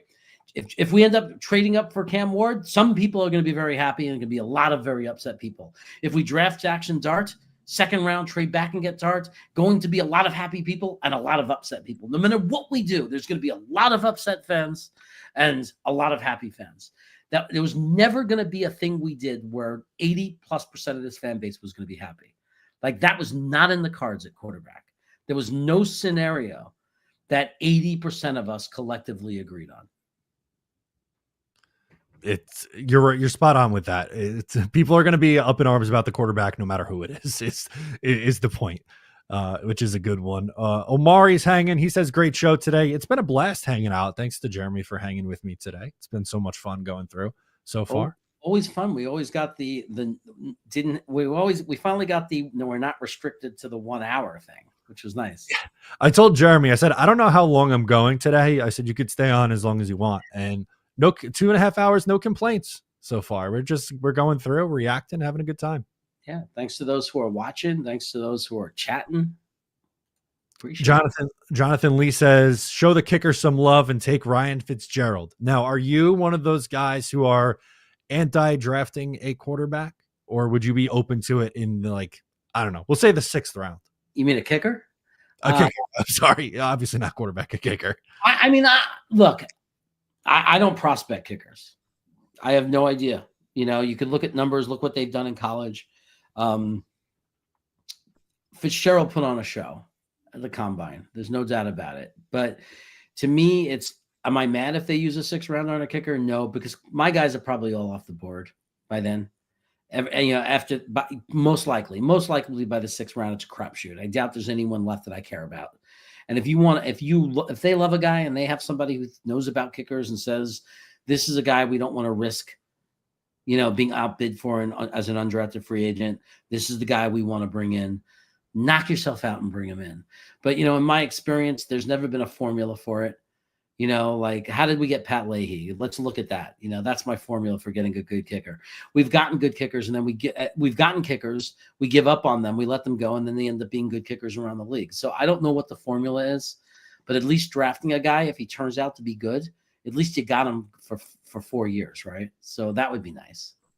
Oh, come on, JJ. Jets will be 2-15. I've been to every Jets playoff game ever. Just want one more before I go. I'm willing to make a pretty sizable wager that they will be more than a 2-win team in 2025. That would be the hardest part about that. I can't lie. A little part of me would be saying, "Ooh, Drew Aller," but quarterback, finally a quarterback. But and I could be totally wrong on Drew Aller. He might be the biggest bust in the world, but he's still my guy. The most disappointing part about it for me, Matt, would be there's no excuse. I don't care if it's your first year. I don't care what the roster looks like. It would be very, very bad news for the Aaron Glenn and for is he the right coach? It's very hard to see a coach come in and win 2 games and still be able to believe in that coach.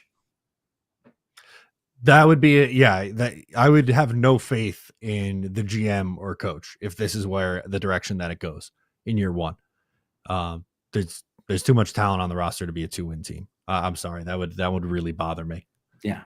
I mean, I don't know if I have the right to expect Aaron Glenn to take us to the playoffs, but I certainly have a right, and I think every Jet fan has a right to expect to win more than 2 games. I'm with you on that one. Breaking news! We have a trade, not to the New York Jets, but a pretty big trade right now in the NFL. The Texans are finalizing a trade of 5-time Pro Bowler Laramy Tunsil to the Washington Commanders. Wow. Left tackle on the move.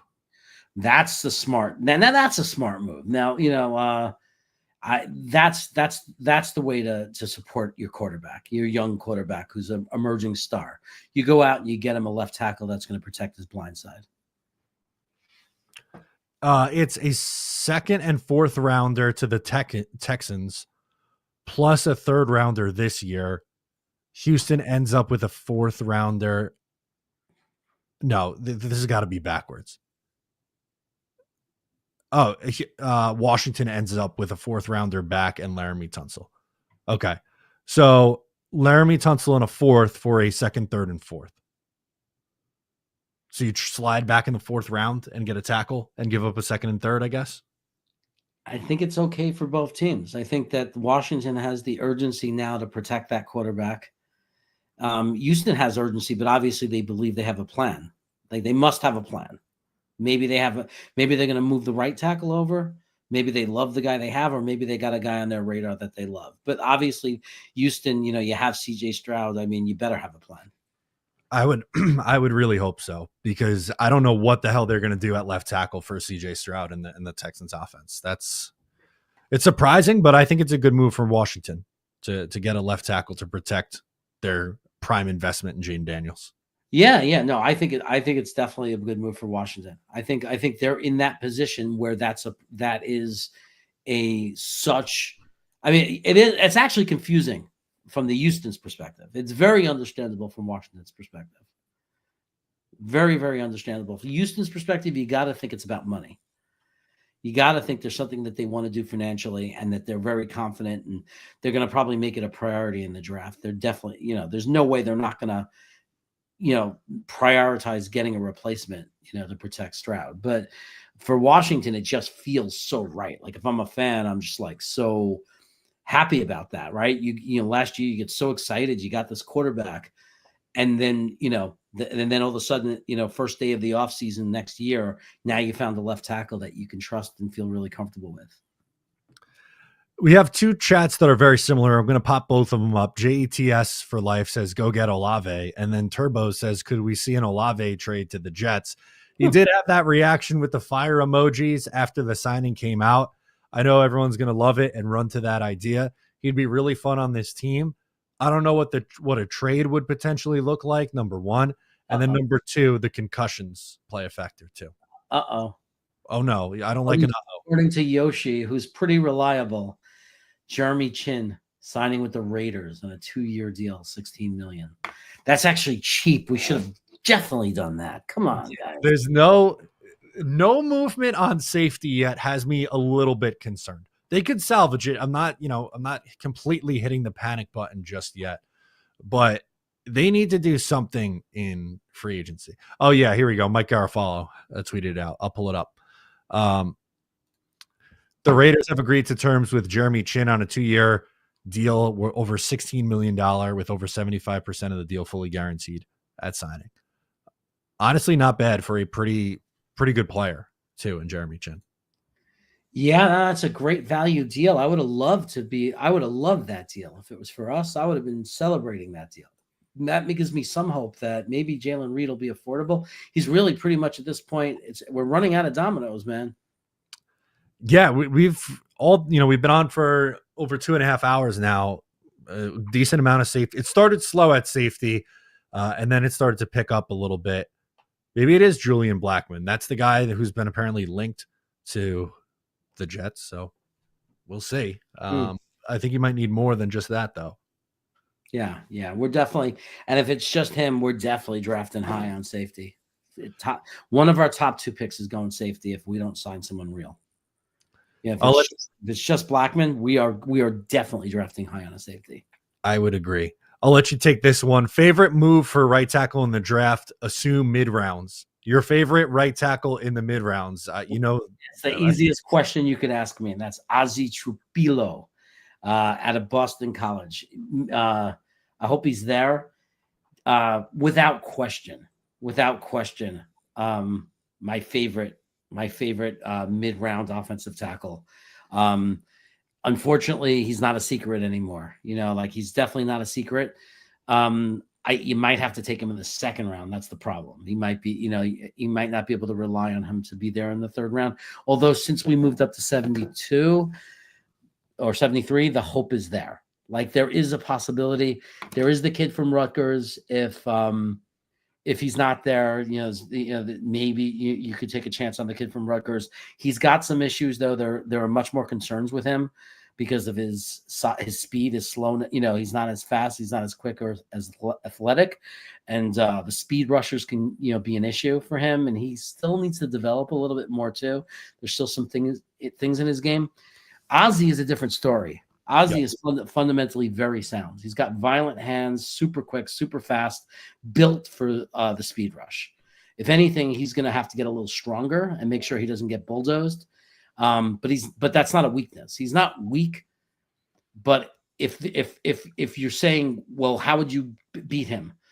I would say if you're going to try to beat Ozzie, you're going to have to use power and strength. I'm not saying it would be easy or it's a weakness of his, but I would say going around him is going to be very difficult. Like getting a jump on him, getting position on him, very, very difficult. He's got very violent hands. I love watching his film. I could watch him all day.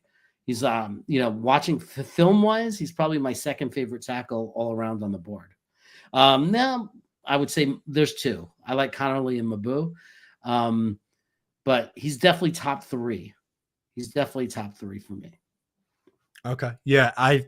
I think Membo is probably the best pure right tackle in this class. You'd have to take him in the first round. Once you get out of that, I would say Ozzie at 42 is a little bit rich, but what if they traded back in the second round or took him at the top of the third round at 73? I think either one of those options is fair. Jumping jacks, man. Day one starting right tackle. Easy. JJ wants that. JJ wants the smoke. He says, I'll take 3 wins or less. Name the bet. I'll tell you what, JJ. How about anything more than 3 wins? I'll donate $100 to a charity of your choice. And if it's more than that, whatever you want, whatever you can afford or want to donate, I don't know your financial situation, but if you want to donate to a charity of my choice for more than 3 wins, we'll do it like that. Do this for charity, just for fun. Yeah, that's interestingly pessimistic. Yeah. like there are draft hating fans out there, or Jets hating fans out there, Jet fans that really kind of hate the team and hate everything, and they're that will predict the worst and everything like that. Perfect. But that's a special place to be, to say that you're willing to bet they're going to win 3 games or less, because you could really be really, really bad. I mean, to win only 3 games or less. I mean, the rosters and the teams that typically win 3 games or less don't have the players on their roster that we have. Like, you got to be a special kind of bad. Like, when you look at the 2020 Jets, we're not anything near that bad. Like, we got plenty of good players, and Adam Gase isn't our head coach. So I don't know how you could bet on it. I'm not saying it's impossible. I'm not saying I'm excited. I know there's a lot to be concerned about, but to sit there and say I'm willing to bet they only win 3 games or less, that's kind of pessimistic. That's like kind of like far on the other side of you kind of falling off the reins there, my friend. You're rolling off the hill a little bit.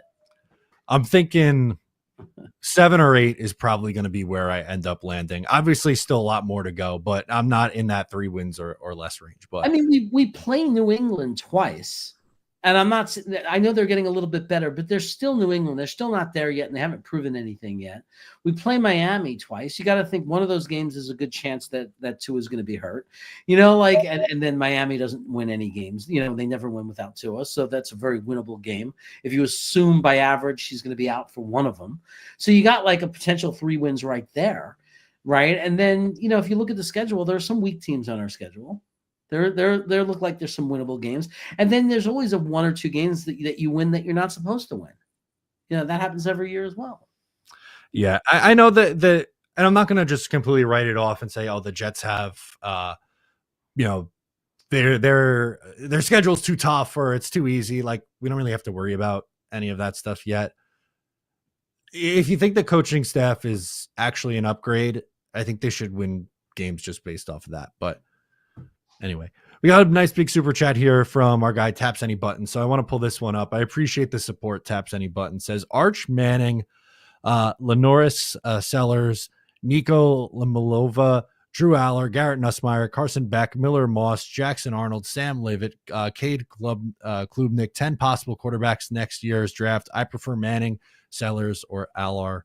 Let's be patient. I know you like Drew Aller. I do too. I think he, after his last game of the season, because there were some rumblings that he might change his mind and end up entering the draft and could have went in the first round.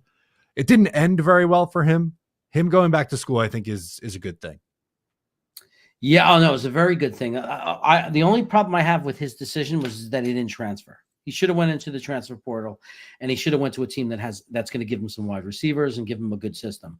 But you know what? That might make him a little bit more gettable, although many teams seem to figure it out anyway. Like even without the receivers, people are going to say he had Tyler Warren, but you know what? That's all he had. All he had was Tyler Warren. There's not one wide receiver on Penn State that's going to be drafted.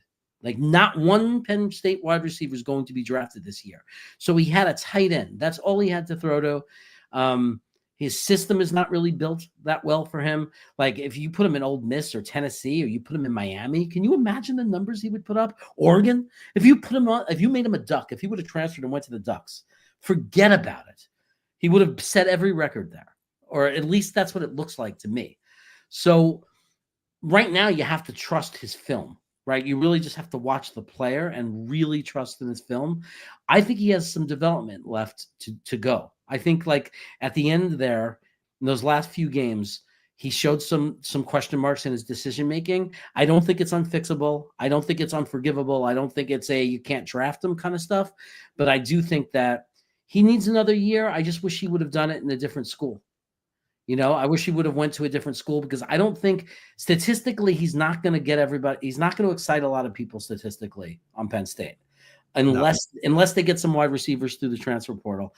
I think that, there's going to be a lot of people that don't like Aller because they're going to say, what's so special about him? Because they look at box scores.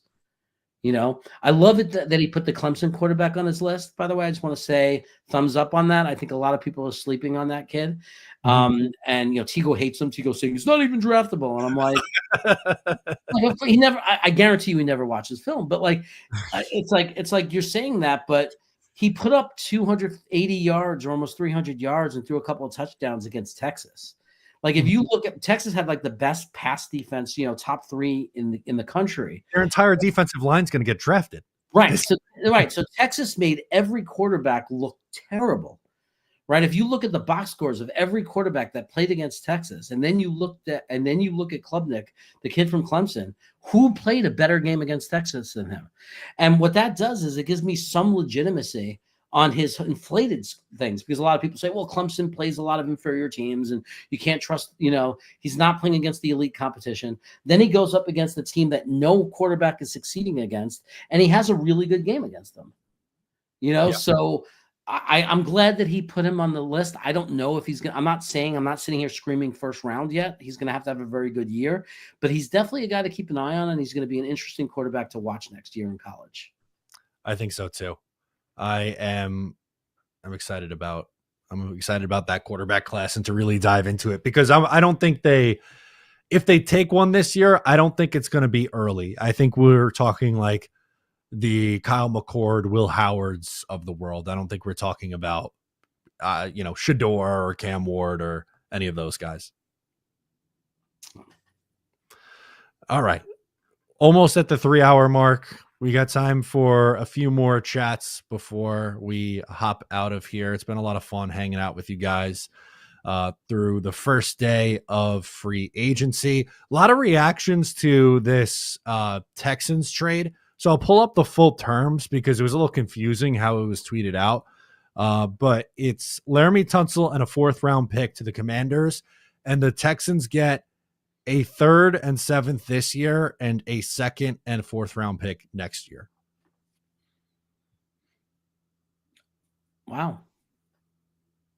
The Texans must have a plan on how they're going to replace him, because that third round pick luckily comes after our pick, because you got to be thinking they're looking at Ozzie. They might go for him in the 2nd round. We got to really look out for that. But they might take like Kelvin Banks. There's other, there's ranked tackles that they might take. They might not be looking at Ozzie. They might not even know about him. So By the way, another option for us, if we can't find the right tackle, and I know this is not popular, I'm just saying it's an option that whether you like the idea or not, it's something that it's not impossible to see happen, is if we can't get the tackle, but we see an elite guard, we might take the guard and move AVT out the tackle. And I know a lot of guys are going to say, no, he gets hurt, he gets injured. It's an automatic injury if he plays tackle. I'm not saying that's what I want them to do necessarily. I'm saying that it can't be denied that that's something that's an option that might happen. Like they might in their back of their head say, if the guy we like's not there and we end up without a right tackle, here's 3 guards that we love that we think could step in at right guard and just move AVT over. That it's not impossible that that's their plan. Right. It's not. I'm going to be honest. That's not my preference. I kind of just, it felt like he's finally settled into right guard, and I just want to. I'd rather have the continuity. It's a backup plan. Yeah. Yeah. Right. I would rather do it that way. I guess you can't write it off, and it is a new regime too, right? Like Saleh and the whole staff that was here with AVT. It's not like it's the same guys making that decision for this year. Who knows? Maybe Aaron Glenn and Tanner Engstrand do think he could play tackle. Moral of the story: I would rather leave him at right guard and just kind of let him be. He was fine last year. Let him get another year removed from the injury, and go from there. That's my feeling on it. Right. But if we don't sign anybody and we go into that draft and don't take anybody in the first few rounds, and you say, what are we going to do? And then suddenly we grab, but we do take a top 5 guard. I think you're going to start to see your answer of what they're planning, because like otherwise, at least what they're considering. The other thing people have talked about, and I'm not for any of this, by the way, I want the continuity. I wanted Morgan back. I want the 4 guys to stay where they were. I want the continuity. But another thing I hear is Tippmann would be a better guard anyway. I hear people say that. He's a little bit big to be a center. He managed to be fine, but there was concern over his snapping, his shotgun snapping. So people have suggested it's very easy to get a very good center in the 3rd or 4th rounds, and then you can move Tippmann to right guard and AVT over. Again, no continuity in that. Don't love it. Not saying that that's what they should do. But if they absolutely are sitting there in the 3rd rounds and pick somebody and they still don't have a right tackle, you have to start thinking that that's what they might be thinking. I'm with you on that one. Jonathan Lee asks, have we cut Alan Butterfingers Lazard yet? No, I'm kind of surprised. I thought, we had, what was that, a week ago? They came out and said, oh yeah, we're going to let him seek a trade at this point. And for whatever reason that, it hasn't materialized. Shocking. No one wants to trade for Alan Lazard. He was playing well before he got hurt. Maybe they're holding out, hoping somebody will make some kind of trade for him, even if it's a 6th round pick. Maybe they're hoping to get something for him. Yeah, something. But I think it's likely headed towards a cut. When will it be? I have no clue. I have no clue when that's. It only saved $6 million, so it's possible they'll wait till after June 1st and won't make it a pre-designated. Like it's almost possible they might naturally just wait to after June 1st, because they might not need the 6. They might figure we don't need that $6 million right now anyway. And you have to have some money going into the summer in case somebody gets hurt. So they might just be. I'm just saying, they're just throwing that out there. They might be thinking that and say, in the meantime, maybe somebody has an injury and somebody's really desperate and is willing to give something for him. Connor Hughes, I want to pull this tweet up and talk about this right now. Not a lot going on for the Jets, but he says Justin Fields is the first major domino to fall for the Jets, but they will remain active. Would watch for them at safety, cornerback, interior defensive line, and wide receiver market moving forward. So really no surprises, right? Like he basically just said nothing. That's all the 3 positions, or 4 rather. I think we talked about the most. The one that I don't see here though is tight end, which worries me a little bit.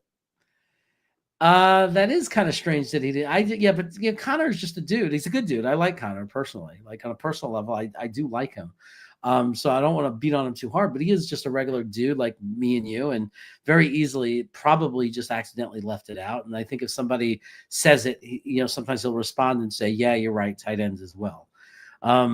Because you would think This is the kind of tight end class where you can easily draft 2 tight ends, but you would think you want a veteran tight end no matter who you're planning on drafting, because tight end is one of those sneaky positions that actually takes a lot of times, not always, not with Bowers, not with Sam Laporta, but those are outliers. Outside of those couple of guys, it's a position that sometimes takes a long time to develop. Like, you don't always see tight ends come out their rookie year and ready to go.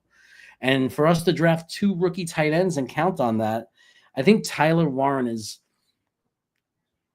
though. Like, I do think that he right away is a day 1 starter and will be good because of his blocking ability and because of the fact he's so well-rounded. But I don't know. It just seems weird that you wouldn't have at least one veteran tight end in the room. Jonathan points out there's no offensive tackle listed either. So is this a sign from Connor going, yeah, maybe they're not going to look at a tackle and tight end, but their plan is to do both early in the draft? Maybe. I mean, if they don't sign any of them, then it's probably what you're going to see. You're going to see offensive line tight end. Hopefully it's Warren and then like a Justin Connerly or a Mabu or an Ozzie Trapilo. To me, that would be a perfect combination. You put Warren and Trapilo or Connerly on this team, get me a tight end 1, get me an OT, a right tackle starting day 1, young blood on this team. I love it. I love it too. I'll just do one more quick refresh, but the cornerback Dante Jackson and the Chargers reached an agreement on a 2-year, $13 million deal. So a corner off the board, hasn't really been linked to the Jets. But yeah, it was pretty much just Justin Fields so far today. I think this is where we're going to leave it, Jeremy. 3 hours in, we did a nice live stream. A lot of fun. It was great to get the Justin Fields reaction from both of us on here, and I appreciate you hanging with me today, my friend. I'll be back on tomorrow if you wanna join tomorrow too. Open invitation. Yeah, we'll be in touch about it. We'll see how it will. Tomorrow's a little bit of more of a busier day, but we'll see how it goes for me. But it was great to experience that with you, man, and everybody in the chat watching. That was awesome to get that news with everybody. That was really cool. It was really cool. Thank you to the chat for hanging with me. Went 3 hours today. A lot of fun. We'll be back on tomorrow for day 2 of free agency, but that'll do it for me for now. Before you head out, please subscribe if you're new, like the video, comment, share with a friend, and I'll catch you next time.